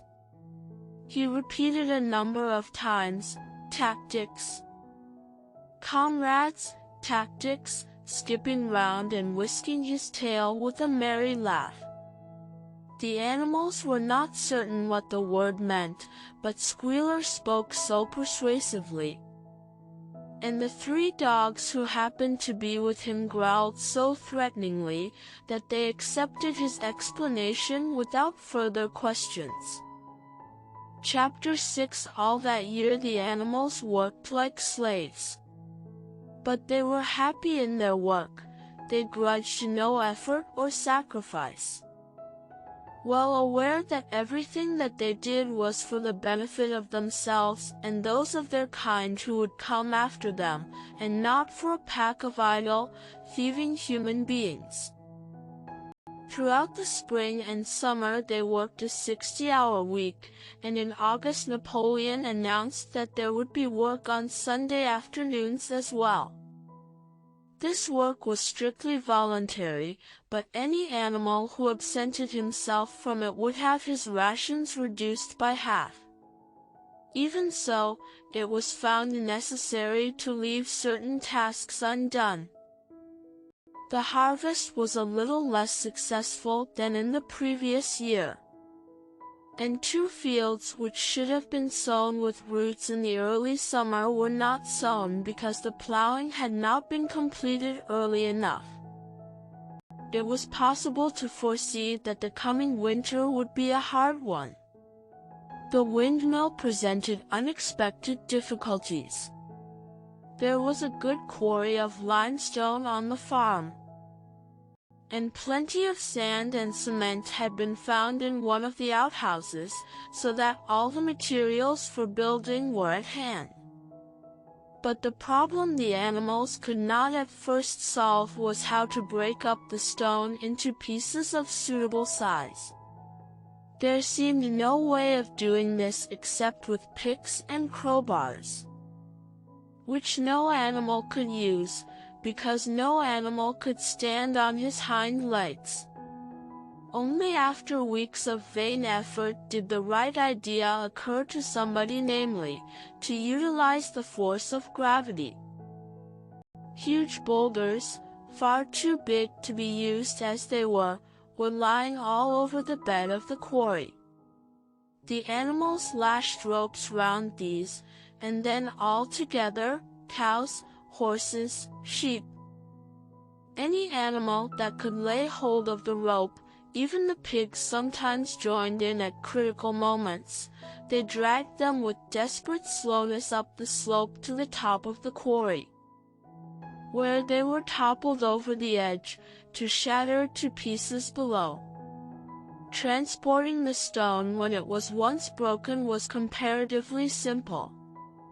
The horses carried it off in cartloads. The sheep dragged single blocks. Even Muriel and Benjamin yoked themselves into an old governess cart and did their share.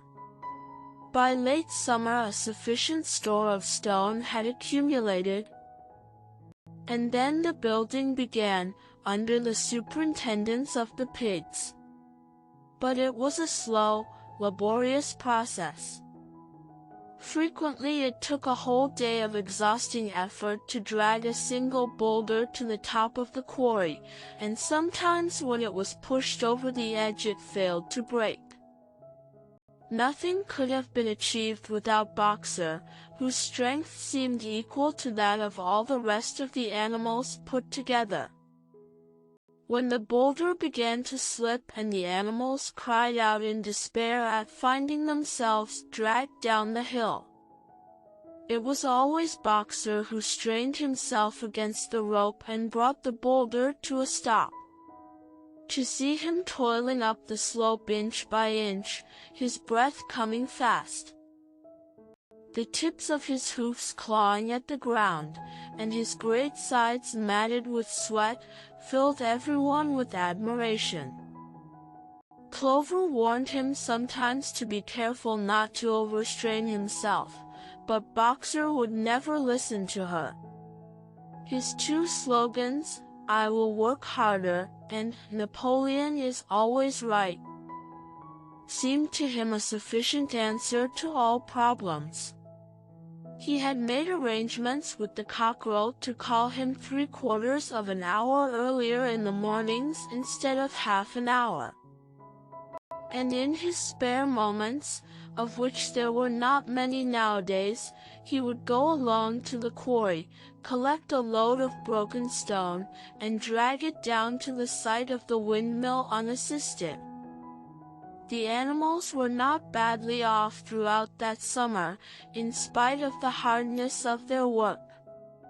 If they had no more food than they had had in Jones's day, at least they did not have less. The advantage of only having to feed themselves, and not having to support 5 extravagant human beings as well, was so great that it would have taken a lot of failures to outweigh it. And in many ways the animal method of doing things was more efficient and saved labor. Such jobs as weeding, for instance, could be done with a thoroughness impossible to human beings. And again, since no animal now stole, it was unnecessary to fence off pasture from arable land, which saved a lot of labor on the upkeep of hedges and gates. Nevertheless, as the summer wore on, various unforeseen shortages began to make themselves felt. There was need of paraffin oil, nails, string, dog biscuits, and iron for the horses' shoes, none of which could be produced on the farm. Later there would also be need for seeds and artificial manures, besides various tools and, finally, the machinery for the windmill. How these were to be procured, no one was able to imagine. One Sunday morning, when the animals assembled to receive their orders, Napoleon announced that he had decided upon a new policy. From now onwards, Animal Farm would engage in trade with the neighboring farms, not, of course, for any commercial purpose, but simply in order to obtain certain materials which were urgently necessary. The needs of the windmill must override everything else, he said. He was therefore making arrangements to sell a stack of hay and part of the current year's wheat crop, and later on, if more money were needed, it would have to be made up by the sale of eggs, for which there was always a market in Willingdon.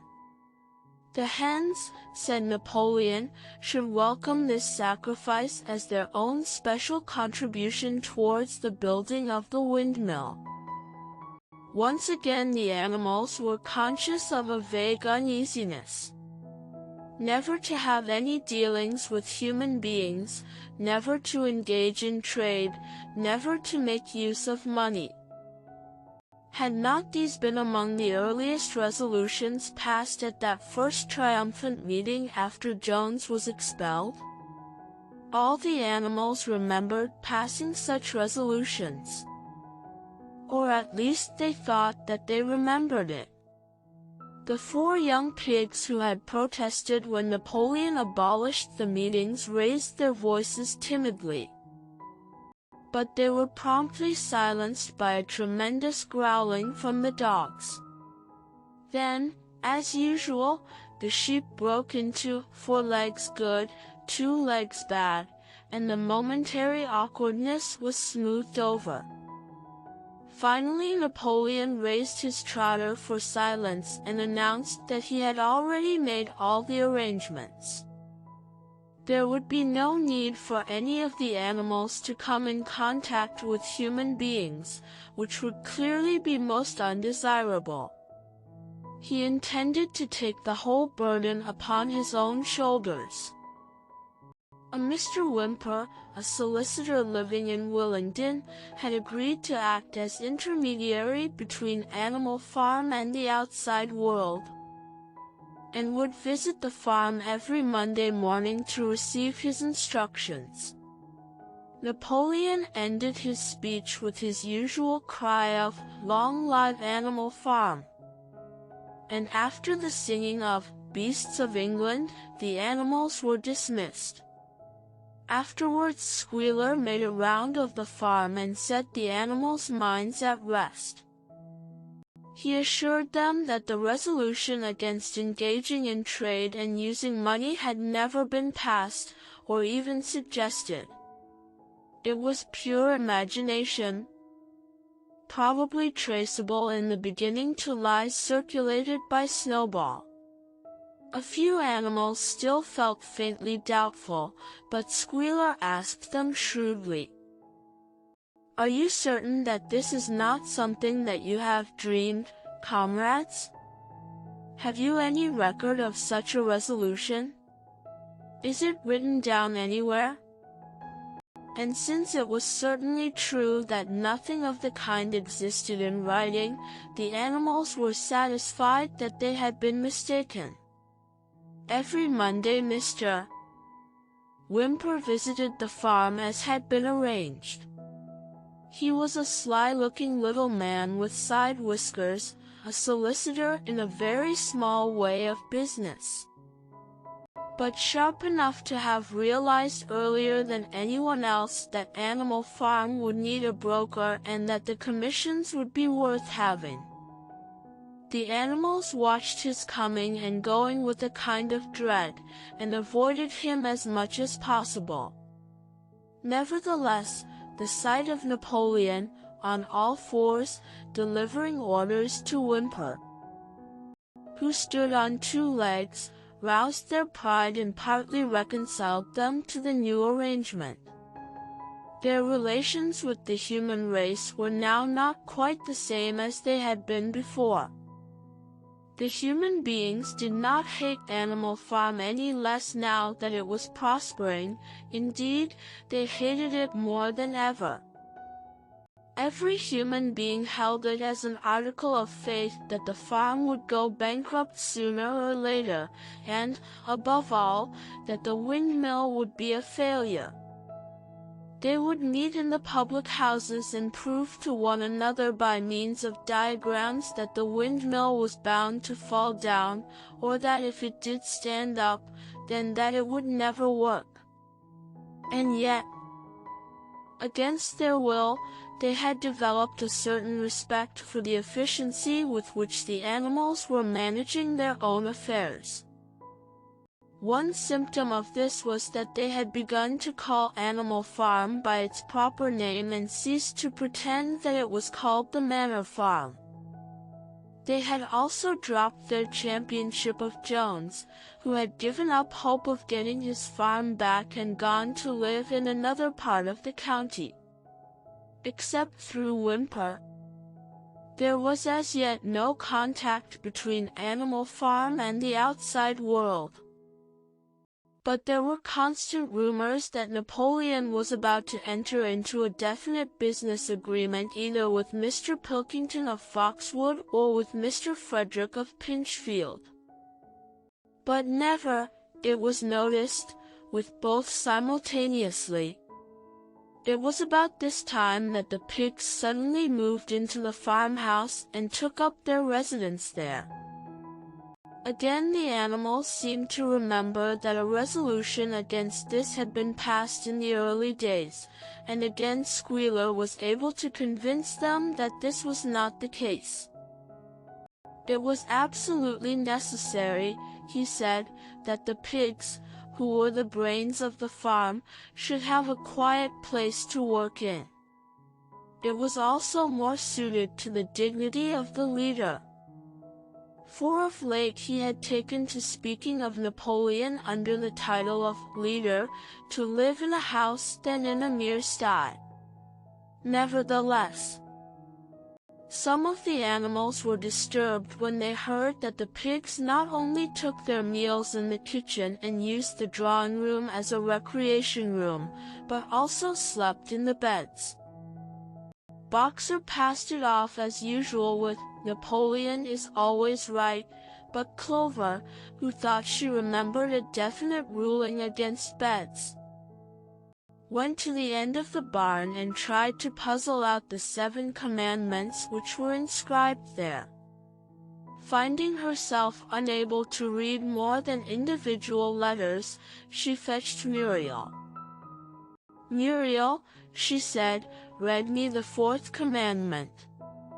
Does it not say something about never sleeping in a bed?" With some difficulty Muriel spelt it out. "It says, 'No animal shall sleep in a bed with sheets,'" she announced finally. Curiously enough, Clover had not remembered that the 4th commandment mentioned sheets. But as it was there on the wall, it must have done so. And Squealer, who happened to be passing at this moment, attended by 2 or 3 dogs, was able to put the whole matter in its proper perspective. "You have heard then, comrades," he said, "that we pigs now sleep in the beds of the farmhouse? And why not? You did not suppose, surely, that there was ever a ruling against beds? A bed merely means a place to sleep in. A pile of straw in a stall is a bed, properly regarded. The rule was against sheets, which are a human invention. We have removed the sheets from the farmhouse beds, and sleep between blankets. And very comfortable beds they are too. But not more comfortable than we need, I can tell you, comrades, with all the brain work we have to do nowadays. You would not rob us of our repose, would you, comrades? You would not have us too tired to carry out our duties? Surely none of you wishes to see Jones back." The animals reassured him on this point immediately, and no more was said about the pigs sleeping in the farmhouse beds. And when, some days afterwards, it was announced that from now on the pigs would get up an hour later in the mornings than the other animals, no complaint was made about that either. By the autumn the animals were tired but happy. They had had a hard year, and after the sale of part of the hay and corn, the stores of food for the winter were none too plentiful. But the windmill compensated for everything. It was almost half built now. After the harvest there was a stretch of clear dry weather, and the animals toiled harder than ever, thinking it well worth while to plod to and fro all day with blocks of stone if by doing so they could raise the walls another foot. Boxer would even come out at nights and work for an hour or 2 on his own by the light of the harvest moon. In their spare moments the animals would walk round and round the half-finished mill, admiring the strength and perpendicularity of its walls and marveling that they should ever have been able to build anything so imposing. Only old Benjamin refused to grow enthusiastic about the windmill, though, as usual, he would utter nothing beyond the cryptic remark that donkeys live a long time. November came, with raging southwest winds. Building had to stop because it was now too wet to mix the cement. Finally there came a night when the gale was so violent that the farm buildings rocked on their foundations and several tiles were blown off the roof of the barn. The hens woke up squawking with terror because they had all dreamed simultaneously of hearing a gun go off in the distance. In the morning the animals came out of their stalls to find that the flagstaff had been blown down and an elm tree at the foot of the orchard had been plucked up like a radish. They had just noticed this when a cry of despair broke from every animal's throat. A terrible sight had met their eyes. The windmill was in ruins. With one accord they dashed down to the spot. Napoleon, who seldom moved out of a walk, raced ahead of them all. Yes, there it lay, the fruit of all their struggles. Leveled to its foundations, the stones they had broken and carried so laboriously scattered all around. Unable at first to speak, they stood gazing mournfully at the litter of fallen stone.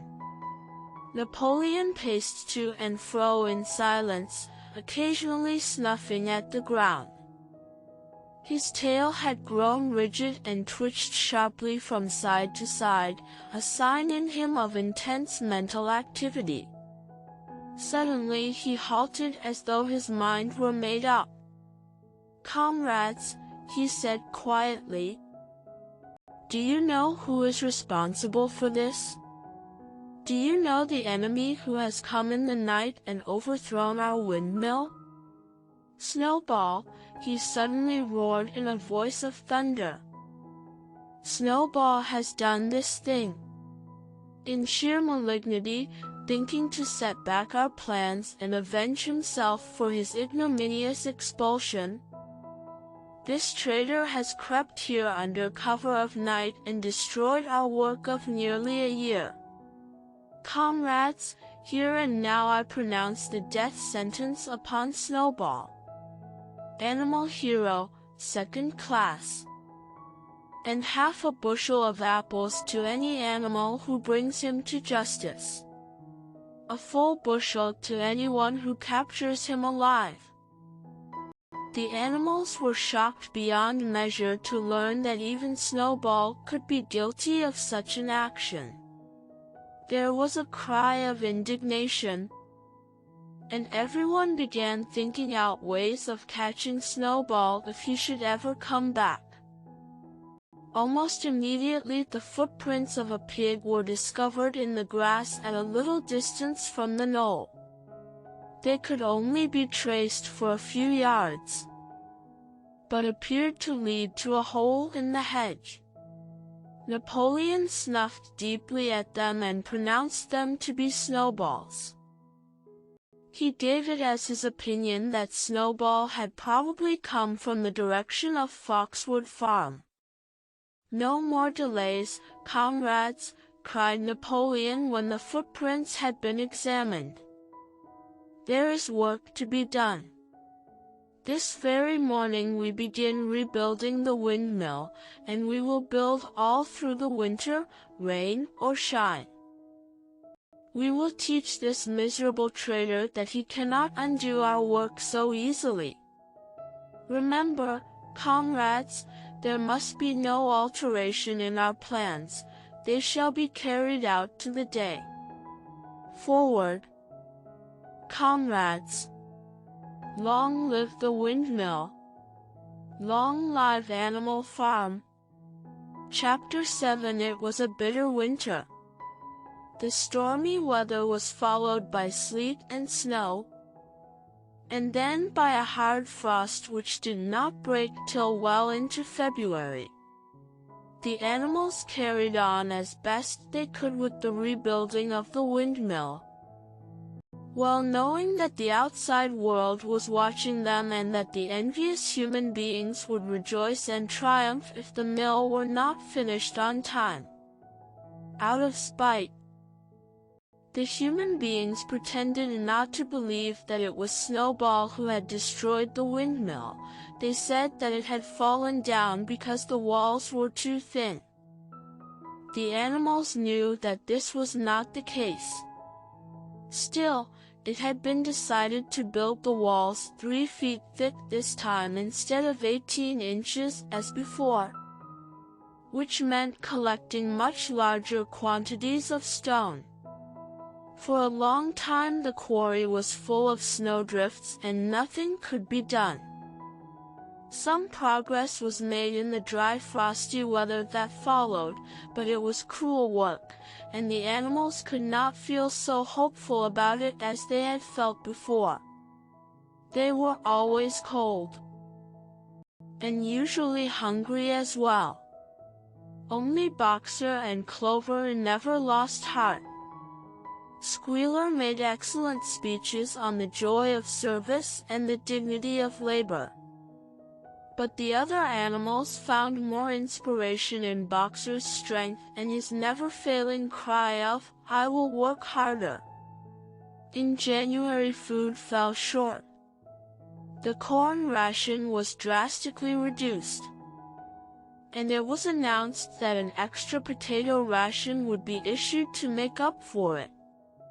Then it was discovered that the greater part of the potato crop had been frosted in the clamps, which had not been covered thickly enough. The potatoes had become soft and discolored, and only a few were edible. For days at a time the animals had nothing to eat but chaff and mangles. Starvation seemed to stare them in the face. It was vitally necessary to conceal this fact from the outside world. Emboldened by the collapse of the windmill, the human beings were inventing fresh lies about Animal Farm. Once again it was being put about that all the animals were dying of famine and disease, and that they were continually fighting among themselves and had resorted to cannibalism and infanticide. Napoleon was well aware of the bad results that might follow if the real facts of the food situation were known, and he decided to make use of Mr. Whymper to spread a contrary impression. Hitherto the animals had had little or no contact with Whymper on his weekly visits. Now, however, a few selected animals, mostly sheep, were instructed to remark casually in his hearing that rations had been increased. In addition, Napoleon ordered the almost empty bins in the store shed to be filled nearly to the brim with sand, which was then covered up with what remained of the grain and meal. On some suitable pretext Whymper was led through the store shed and allowed to catch a glimpse of the bins. He was deceived, and continued to report to the outside world that there was no food shortage on Animal Farm. Nevertheless, towards the end of January it became obvious that it would be necessary to procure some more grain from somewhere.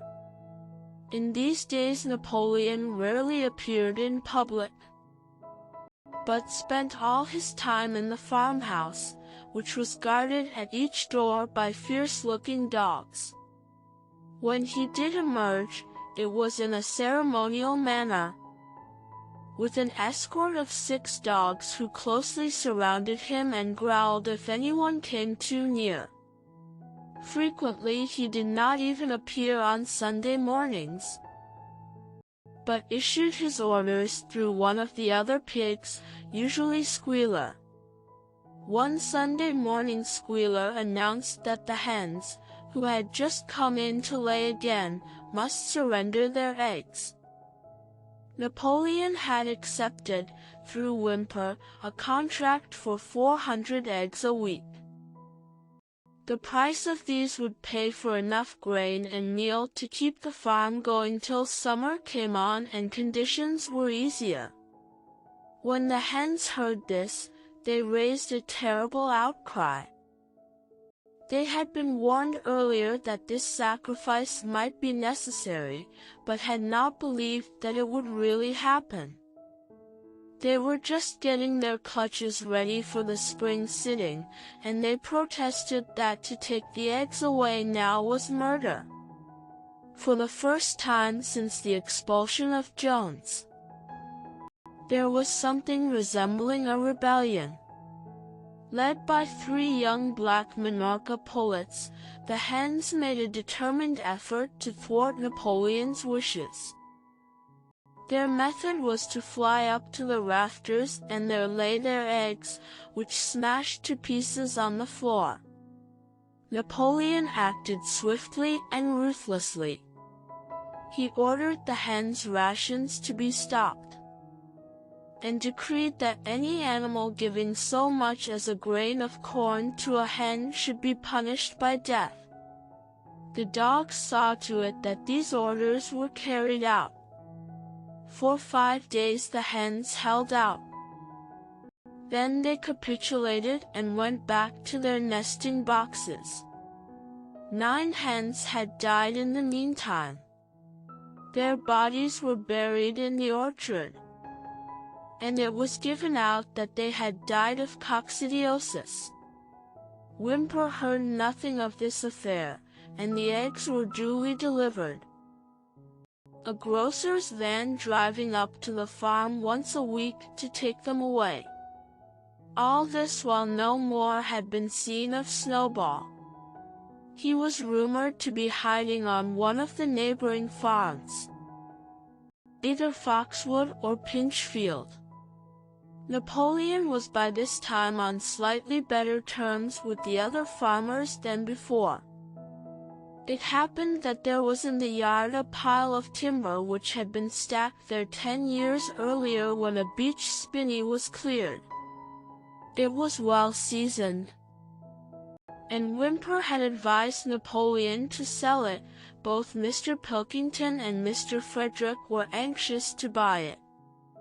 Napoleon was hesitating between the two, unable to make up his mind. It was noticed that whenever he seemed on the point of coming to an agreement with Frederick, Snowball was declared to be in hiding at Foxwood, while, when he inclined toward Pilkington, Snowball was said to be at Pinchfield. Suddenly, early in the spring, an alarming thing was discovered. Snowball was secretly frequenting the farm by night. The animals were so disturbed that they could hardly sleep in their stalls. Every night, it was said, he came creeping in under cover of darkness and performed all kinds of mischief. He stole the corn, he upset the milk pails, he broke the eggs, he trampled the seedbeds. He gnawed the bark off the fruit trees. Whenever anything went wrong, it became usual to attribute it to Snowball. If a window was broken or a drain was blocked up, someone was certain to say that Snowball had come in the night and done it, and when the key of the store shed was lost, the whole farm was convinced that Snowball had thrown it down the well. Curiously enough, they went on believing this even after the mislaid key was found under a sack of meal. The cows declared unanimously that Snowball crept into their stalls and milked them in their sleep. The rats, which had been troublesome that winter, were also said to be in league with Snowball. Napoleon decreed that there should be a full investigation into Snowball's activities. With his dogs in attendance, he set out and made a careful tour of inspection of the farm buildings, the other animals following at a respectful distance. At every few steps Napoleon stopped and snuffed the ground for traces of Snowball's footsteps, which, he said, he could detect by the smell. He snuffed in every corner, in the barn, in the cowshed, in the henhouses, in the vegetable garden, and found traces of Snowball almost everywhere. He would put his snout to the ground, give several deep sniffs, and exclaim in a terrible voice, "Snowball! He has been here. I can smell him distinctly." And at the word Snowball, all the dogs let out blood-curdling growls and showed their side teeth. The animals were thoroughly frightened. It seemed to them as though Snowball were some kind of invisible influence, pervading the air about them and menacing them with all kinds of dangers. In the evening, Squealer called them together, and with an alarmed expression on his face told them that he had some serious news to report. "Comrades," cried Squealer, making little nervous skips, "a most terrible thing has been discovered. Snowball has sold himself to Frederick of Pinchfield Farm, who is even now plotting to attack us and take our farm away from us.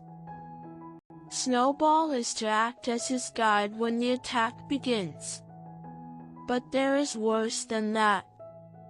We had thought that Snowball's rebellion was caused simply by his vanity and ambition.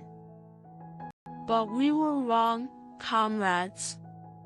Do you know what the real reason was? Snowball was in league with Jones from the very start.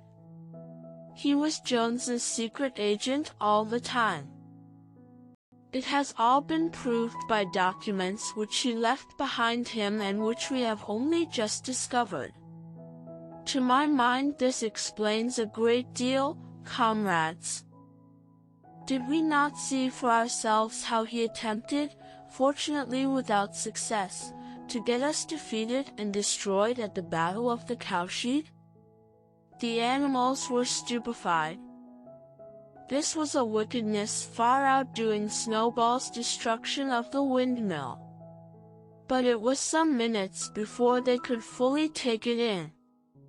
They all remembered, or thought they remembered, how they had seen Snowball charging ahead of them at the Battle of the Cowshed, how he had rallied and encouraged them at every turn, and how he had not paused for an instant even when the pellets from Jones's gun had wounded his back. At first it was a little difficult to see how this fitted in with his being on Jones's side. Even Boxer, who seldom asked questions, was puzzled. He lay down, tucked his fore hoofs beneath him, shut his eyes, and with a hard effort managed to formulate his thoughts. "I do not believe that," he said. "Snowball fought bravely at the Battle of the Cowshed. I saw him myself.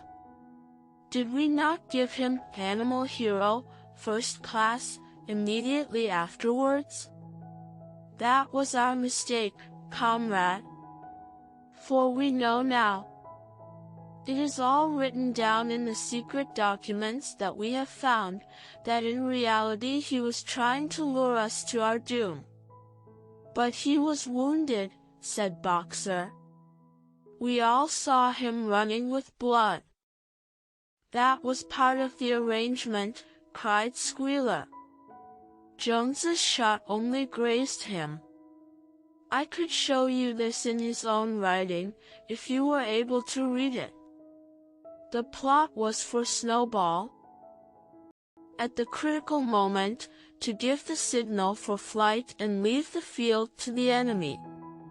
And he very nearly succeeded, I will even say, comrades. He would have succeeded if it had not been for our heroic leader, Comrade Napoleon. Do you not remember how, just at the moment when Jones and his men had got inside the yard, Snowball suddenly turned and fled, and many animals followed him? And do you not remember, too, that it was just at that moment, when panic was spreading and all seemed lost. That Comrade Napoleon sprang forward with a cry of "Death to humanity" and sank his teeth in Jones's leg? "Surely you remember that, comrades?" exclaimed Squealer, frisking from side to side. Now when Squealer described the scene so graphically, it seemed to the animals that they did remember it. At any rate, they remembered that at the critical moment of the battle Snowball had turned to flee. But Boxer was still a little uneasy. "I do not believe that Snowball was a traitor at the beginning," he said finally. "What he has done since is different. But I believe that at the Battle of the Cowshed he was a good comrade." "Our leader, Comrade Napoleon," announced Squealer, speaking very slowly and firmly, "has stated categorically, comrade, that Snowball was Jones's agent from the very beginning, yes, and from long before the rebellion was ever thought of." "Ah, that is different," said Boxer. "If Comrade Napoleon says it, it must be right." "That is the true spirit, comrade," cried Squealer. But it was noticed he cast a very ugly look at Boxer with his little twinkling eyes. He turned to go, then paused, and added impressively, "I warn every animal on this farm to keep his eyes very wide open. For we have reason to think that some of Snowball's secret agents are lurking among us at this moment." 4 days later, in the late afternoon, Napoleon ordered all the animals to assemble in the yard. When they were all gathered together, Napoleon emerged from the farmhouse, wearing both his medals. For he had recently awarded himself Animal Hero, First Class, and Animal Hero, Second Class. With his 9 huge dogs frisking round him and uttering growls that sent shivers down all the animals' spines, they all cowered silently in their places, seeming to know in advance that some terrible thing was about to happen. Napoleon stood sternly surveying his audience. Then he uttered a high-pitched whimper. Immediately the dogs bounded forward, seized 4 of the pigs by the ear and dragged them, squealing with pain and terror, to Napoleon's feet. The pigs' ears were bleeding. The dogs had tasted blood, and for a few moments they appeared to go quite mad. To the amazement of everybody, 3 of them flung themselves upon Boxer. Boxer saw them coming and put out his great hoof, caught a dog in midair, and pinned him to the ground. The dog shrieked for mercy and the other 2 fled with their tails between their legs. Boxer looked at Napoleon to know whether he should crush the dog to death or let it go. Napoleon appeared to change countenance, and sharply ordered Boxer to let the dog go. Whereat Boxer lifted his hoof, and the dog slunk away, bruised and howling. Presently the tumult died down.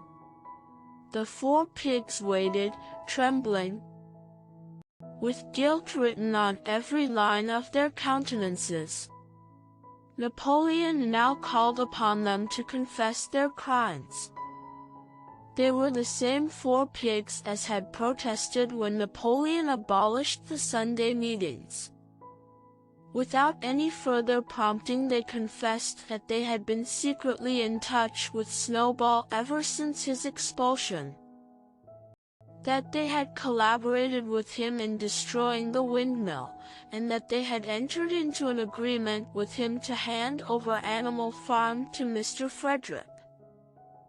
They added that Snowball had privately admitted to them that he had been Jones's secret agent for years past. When they had finished their confession, the dogs promptly tore their throats out, and in a terrible voice Napoleon demanded whether any other animal had anything to confess. The three hens who had been the ringleaders in the attempted rebellion over the eggs now came forward and stated that Snowball had appeared to them in a dream and incited them to disobey Napoleon's orders. They, too, were slaughtered. Then a goose came forward and confessed to having secreted 6 ears of corn during the last year's harvest and eaten them in the night. Then a sheep confessed to having urinated in the drinking pool, urged to do this, so she said, by Snowball, and 2 other sheep confessed to having murdered an old ram. An especially devoted follower of Napoleon, by chasing him round and round a bonfire when he was suffering from a cough. They were all slain on the spot. And so the tale of confessions and executions went on, until there was a pile of corpses lying before Napoleon's feet and the air was heavy with the smell of blood, which had been unknown there since the expulsion of Jones. When it was all over, the remaining animals, except for the pigs and dogs, crept away in a body. They were shaken and miserable. They did not know which was more shocking, the treachery of the animals who had leagued themselves with Snowball, or the cruel retribution they had just witnessed. In the old days there had often been scenes of bloodshed equally terrible, but it seemed to all of them that it was far worse now that it was happening among themselves. Since Jones had left the farm, until today, no animal had killed another animal. Not even a rat had been killed. They had made their way on to the little knoll where the half-finished windmill stood, and with one accord they all lay down as though huddling together for warmth, Clover, Muriel, Benjamin, the cows, the sheep, and the whole flock of geese and hens, everyone, indeed, except the cat, who had suddenly disappeared just before Napoleon ordered the animals to assemble. For some time nobody spoke. Only Boxer remained on his feet. He fidgeted to and fro, swishing his long black tail against his sides and occasionally uttering a little whinny of surprise. Finally he said, "I do not understand it. I would not have believed that such things could happen on our farm. It must be due to some fault in ourselves. The solution, as I see it, is to work harder. From now onwards I shall get up a full hour earlier in the mornings." And he moved off at his lumbering trot and made for the quarry. Having got there, he collected 2 successive loads of stone and dragged them down to the windmill before retiring for the night. The animals huddled about Clover, not speaking. The knoll where they were lying gave them a wide prospect across the countryside. Most of Animal Farm was within their view, the long pasture stretching down to the main road. The hayfield, the spinney, the drinking pool, the plowed fields where the young wheat was thick and green, and the red roofs of the farm buildings with the smoke curling from the chimneys. It was a clear spring evening. The grass and the bursting hedges were gilded by the level rays of the sun. Never had the farm, and with a kind of surprise they remembered that it was their own farm, every inch of it their own property, appeared to the animals so desirable a place. As Clover looked down the hillside, her eyes filled with tears. If she could have spoken her thoughts, it would have been to say that this was not what they had aimed at when they had set themselves years ago to work for the overthrow of the human race. These scenes of terror and slaughter were not what they had looked forward to on that night when old Major first stirred them to rebellion. If she herself had had any picture of the future, it had been of a society of animals set free from hunger and the whip, all equal, each working according to his capacity. The strong protecting the weak, as she had protected the lost brood of ducklings with her foreleg on the night of Major's speech. Instead, she did not know why. They had come to a time when no one dared speak his mind, when fierce, growling dogs roamed everywhere, and when you had to watch your comrades torn to pieces after confessing to shocking crimes.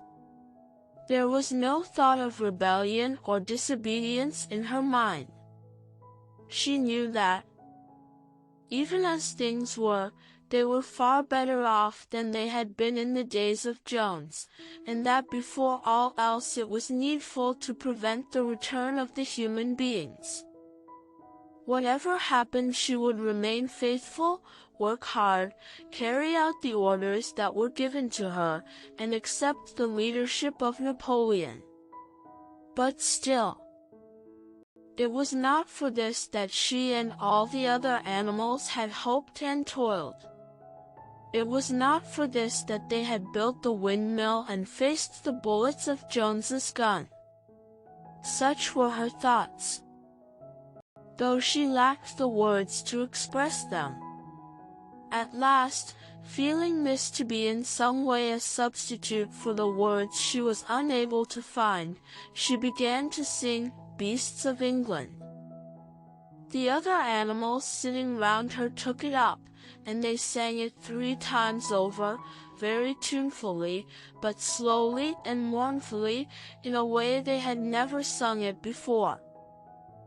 They had just finished singing it for the 3rd time when Squealer, attended by 2 dogs, approached them with the air of having something important to say.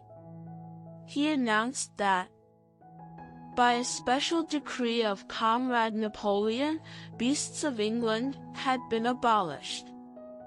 From now onwards it was forbidden to sing it.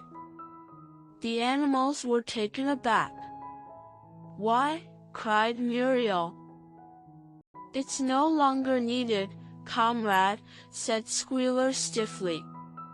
"Beasts of England" was the song of the rebellion. But the rebellion is now completed. The execution of the traitors this afternoon was the final act. The enemy, both external and internal, has been defeated. In Beasts of England, we expressed our longing for a better society in days to come. But that society has now been established. Clearly this song has no longer any purpose. Frightened though they were, some of the animals might possibly have protested, but at this moment the sheep set up their usual bleating of 4 legs good, 2 legs bad, which went on for several minutes and put an end to the discussion. So, Beasts of England was heard no more. In its place Minimus, the poet, had composed another song which began, Animal farm, never through me shalt thou come to harm. And this was sung every Sunday morning after the hoisting of the flag. But somehow neither the words nor the tune ever seemed to the animals to come up to Beasts of England. Chapter 8. A few days later, when the terror caused by the executions had died down, some of the animals remembered, or thought they remembered, that the 6th commandment decreed, "No animal shall kill any other animal." and though no one cared to mention it in the hearing of the pigs or the dogs, it was felt that the killings which had taken place did not square with this. Clover asked Benjamin to read her the 6th commandment, and when Benjamin, as usual, said that he refused to meddle in such matters, she fetched Muriel. Muriel read the commandment for her. It ran, "No animal shall kill any other animal without cause, somehow or other." The last 2 words had slipped out of the animal's memory, but they saw now that the commandment had not been violated, for clearly there was good reason for killing the traitors who had leagued themselves with Snowball. Throughout the year the animals worked even harder than they had worked in the previous year, to rebuild the windmill with walls twice as thick as before, and to finish it by the appointed date, together with the regular work of the farm, was a tremendous labor. There were times when it seemed to the animals that they worked longer hours and fed no better than they had done in Jones's day. On Sunday mornings Squealer, holding down a long strip of paper with his trotter, would read out to them lists of figures proving that the production of every class of foodstuff had increased by 200%, 300%, or 500%. As the case might be, the animals saw no reason to disbelieve him, especially as they could no longer remember very clearly what conditions had been like before the rebellion. All the same, there were days when they felt that they would sooner have had less figures and more food. All orders were now issued through Squealer or one of the other pigs. Napoleon himself was not seen in public as often as once in a fortnight.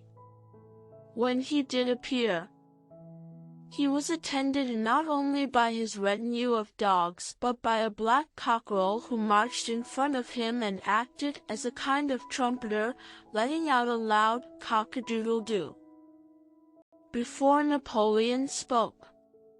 Even in the farmhouse, it was said, Napoleon inhabited separate apartments from the others.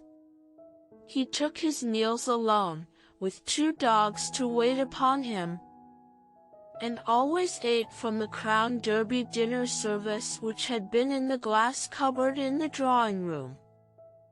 It was also announced that the gun would be fired every year on Napoleon's birthday, as well as on the other 2 anniversaries. Napoleon was now never spoken of simply as Napoleon. He was always referred to in formal style as our leader, Comrade Napoleon, and this pigs liked to invent for him such titles as Father of all animals, Terror of mankind, Protector of the sheepfold, Duckling's friend, and the like. In his speeches, Squealer would talk with the tears rolling down his cheeks of Napoleon's wisdom, the goodness of his heart, and the deep love he bore to all animals everywhere, even and especially the unhappy animals who still lived in ignorance and slavery on other farms. It had become usual to give Napoleon the credit for every successful achievement and every stroke of good fortune. You would often hear one hen remark to another, "Under the guidance of our leader, Comrade Napoleon, I have laid 5 eggs in 6 days," or 2 cows, enjoying a drink at the pool, would exclaim, "Thanks to the leadership of Comrade Napoleon. How excellent this water tastes!" The general feeling on the farm was well expressed in a poem entitled Comrade Napoleon, which was composed by Minimus and which ran as follows. Friend of fatherless, fountain of happiness, lord of the swill bucket. Oh, how my soul is on fire when I gaze at thy calm and commanding eye, like the sun in the sky, Comrade Napoleon. Thou art the giver of all that thy creatures love, full-bellied twice a day, clean straw to roll upon, every beast great or small sleeps at peace in his stall, thou watchest over all. Comrade Napoleon. Had I a sucking pig, ere he had grown as big even as a pint bottle or as a rolling pin, he should have learned to be faithful and true to thee, yes, his first squeak should be. Comrade Napoleon. Napoleon approved of this poem and caused it to be inscribed on the wall of the big barn at the opposite end from the 7 Commandments. It was surmounted by a portrait of Napoleon, in profile, executed by Squealer in white paint.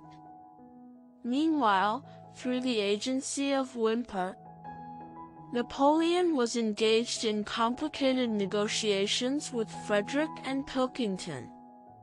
The pile of timber was still unsold. Of the two, Frederick was the more anxious to get hold of it. But he would not offer a reasonable price. At the same time, there were renewed rumors that Frederick and his men were plotting to attack Animal Farm and to destroy the windmill, the building of which had aroused furious jealousy in him. Snowball was known to be still skulking on Pinchfield Farm. In the middle of the summer, the animals were alarmed to hear that 3 hens had come forward and confessed that, inspired by Snowball, they had entered into a plot to murder Napoleon. They were executed immediately, and fresh precautions for Napoleon's safety were taken. 4 dogs guarded his bed at night, 1 at each corner, and a young pig named Pink Eye was given the task of tasting all his food before he ate it, lest it should be poisoned.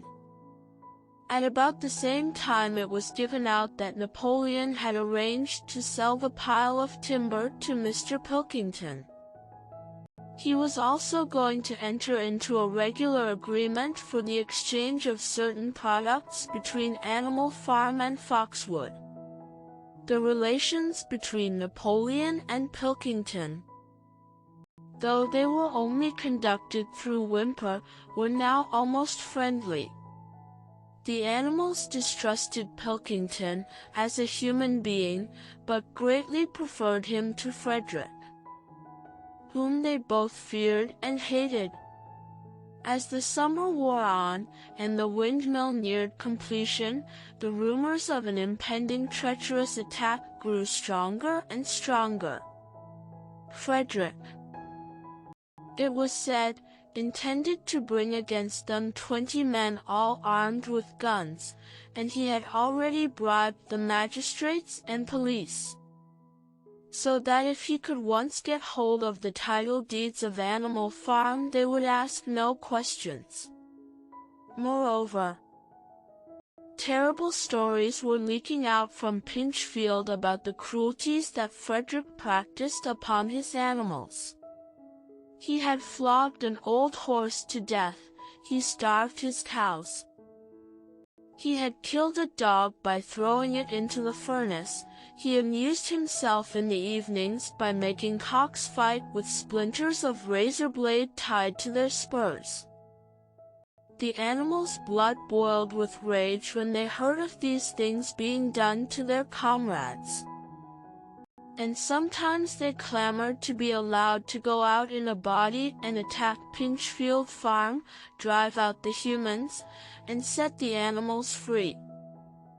But Squealer counseled them to avoid rash actions and trust in Comrade Napoleon's strategy. Nevertheless, feeling against Frederick continued to run high. One Sunday morning Napoleon appeared in the barn and explained that he had never at any time contemplated selling the pile of timber to Frederick. He considered it beneath his dignity, he said, to have dealings with scoundrels of that description. The pigeons who were still sent out to spread tidings of the rebellion were forbidden to set foot anywhere on Foxwood, and were also ordered to drop their former slogan of "Death to Humanity" in favor of "Death to Frederick." In the late summer, yet another of Snowball's machinations was laid bare. The wheat crop was full of weeds, and it was discovered that on one of his nocturnal visits Snowball had mixed wheat seeds with the seed corn. A gander who had been privy to the plot had confessed his guilt to Squealer and immediately committed suicide by swallowing deadly nightshade berries. The animals now also learned that Snowball had never, as many of them had believed hitherto, received the order of Animal Hero, First Class. This was merely a legend which had been spread some time after the Battle of the Cowshed by Snowball himself. So far from being decorated, he had been censured for showing cowardice in the battle. Once again some of the animals heard this with a certain bewilderment. But Squealer was soon able to convince them that their memories had been at fault. In the autumn, by a tremendous, exhausting effort, for the harvest had to be gathered at almost the same time, the windmill was finished.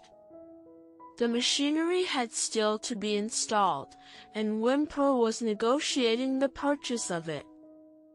But the structure was completed. In the teeth of every difficulty, in spite of inexperience, of primitive implements, of bad luck and of Snowball's treachery, the work had been finished punctually to the very day. Tired out but proud, the animals walked round and round their masterpiece, which appeared even more beautiful in their eyes than when it had been built the first time. Moreover, the walls were twice as thick as before. Nothing short of explosives would lay them low this time. And when they thought of how they had labored, what discouragements they had overcome, and the enormous difference that would be made in their lives when the sails were turning and the dynamos running, when they thought of all this, their tiredness forsook them and they gamboled round and round the windmill, uttering cries of triumph. Napoleon himself, attended by his dogs and his cockerel, came down to inspect the completed work. He personally congratulated the animals on their achievement, and announced that the mill would be named Napoleon Mill. 2 days later the animals were called together for a special meeting in the barn. They were struck dumb with surprise when Napoleon announced that he had sold the pile of timber to Frederick. Tomorrow Frederick's wagons would arrive and begin carting it away.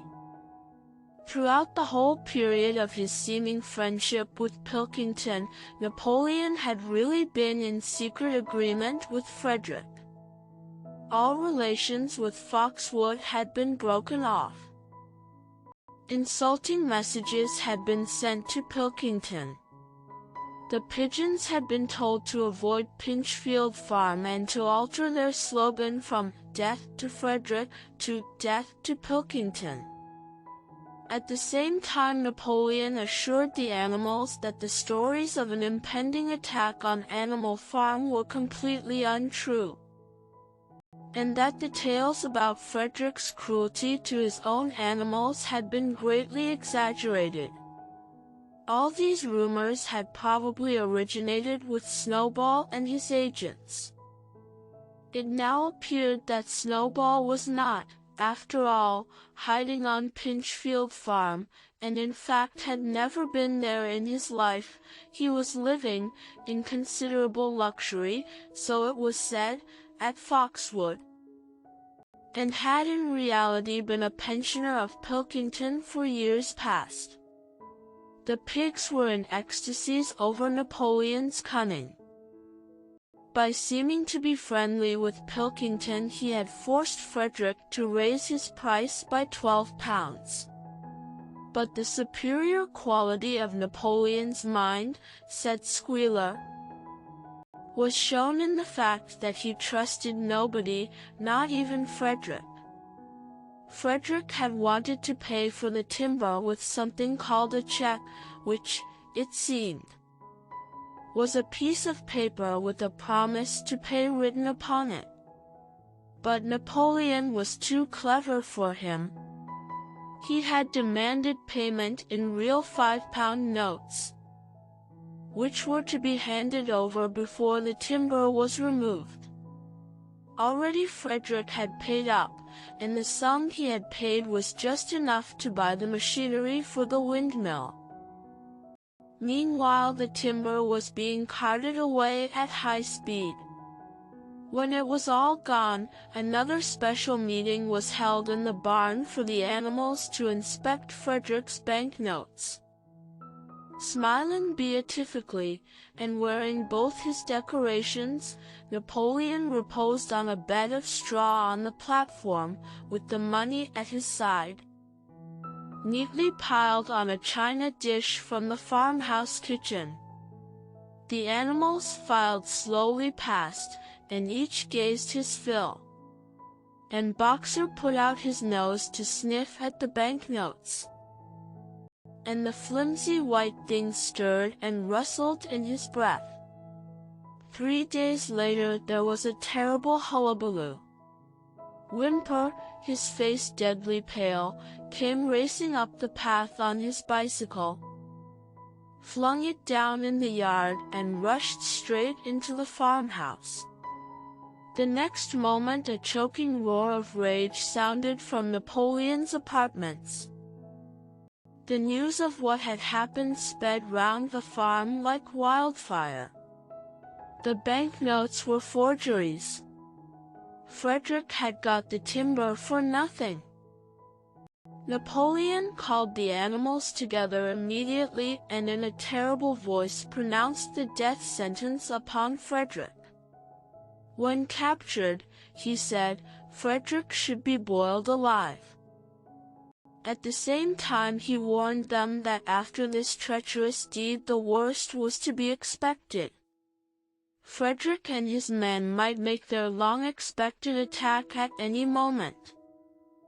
Sentinels were placed at all the approaches to the farm. In addition, 4 pigeons were sent to Foxwood with a conciliatory message, which it was hoped might re-establish good relations with Pilkington. The very next morning the attack came. The animals were at breakfast when the lookouts came racing in with the news that Frederick and his followers had already come through the 5-barred gate. Boldly enough the animals sallied forth to meet them, but this time they did not have the easy victory that they had had in the Battle of the Cowshed. There were 15 men, with half a dozen guns between them, and they opened fire as soon as they got within 50 yards. The animals could not face the terrible explosions and the stinging pellets, and in spite of the efforts of Napoleon and Boxer to rally them, they were soon driven back. A number of them were already wounded. They took refuge in the farm buildings and peeped cautiously out from chinks and knotholes. The whole of the big pasture, including the windmill, was in the hands of the enemy.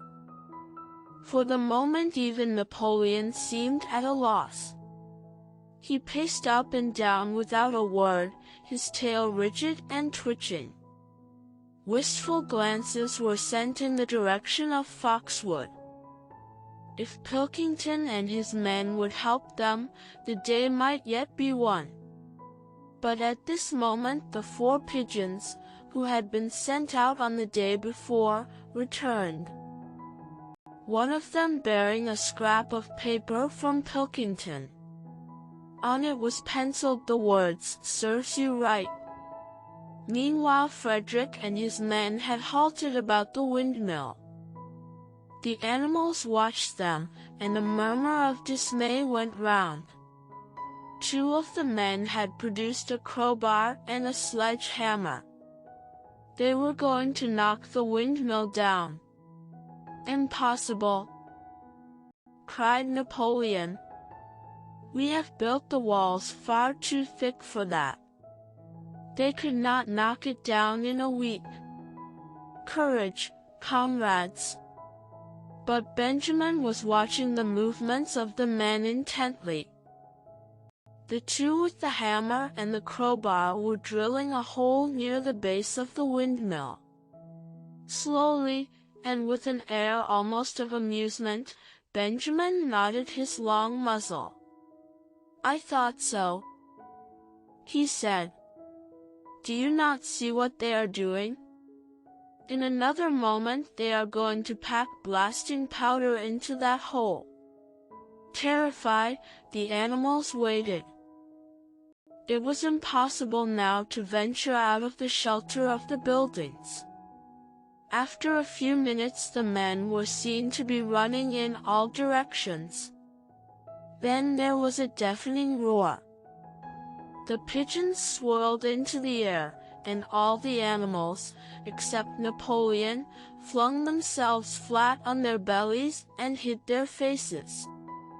When they got up again, a huge cloud of black smoke was hanging where the windmill had been. Slowly the breeze drifted it away. The windmill had ceased to exist.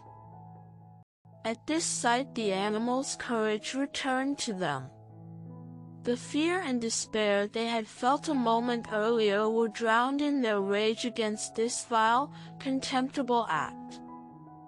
A mighty cry for vengeance went up, and without waiting for further orders they charged forth in a body and made straight for the enemy. This time they did not heed the cruel pellets that swept over them like hail. It was a savage, bitter battle. The men fired again and again, and, when the animals got to close quarters, lashed out with their sticks and their heavy boots. A cow, 3 sheep, and 2 geese were killed, and nearly everyone was wounded. Even Napoleon, who was directing operations from the rear, had the tip of his tail chipped by a pellet. But the men did not go unscathed either. 3 of them had their heads broken by blows from boxers' hoofs, another was gored in the belly by a cow's horn, another had his trousers nearly torn off by Jessie and Bluebell. And when the 9 dogs of Napoleon's own bodyguard, whom he had instructed to make a detour under cover of the hedge, suddenly appeared on the men's flank, baying ferociously, panic overtook them. They saw that they were in danger of being surrounded. Frederick shouted to his men to get out while the going was good. And the next moment the cowardly enemy was running for dear life. The animals chased them right down to the bottom of the field, and got in some last kicks at them as they forced their way through the thorn hedge.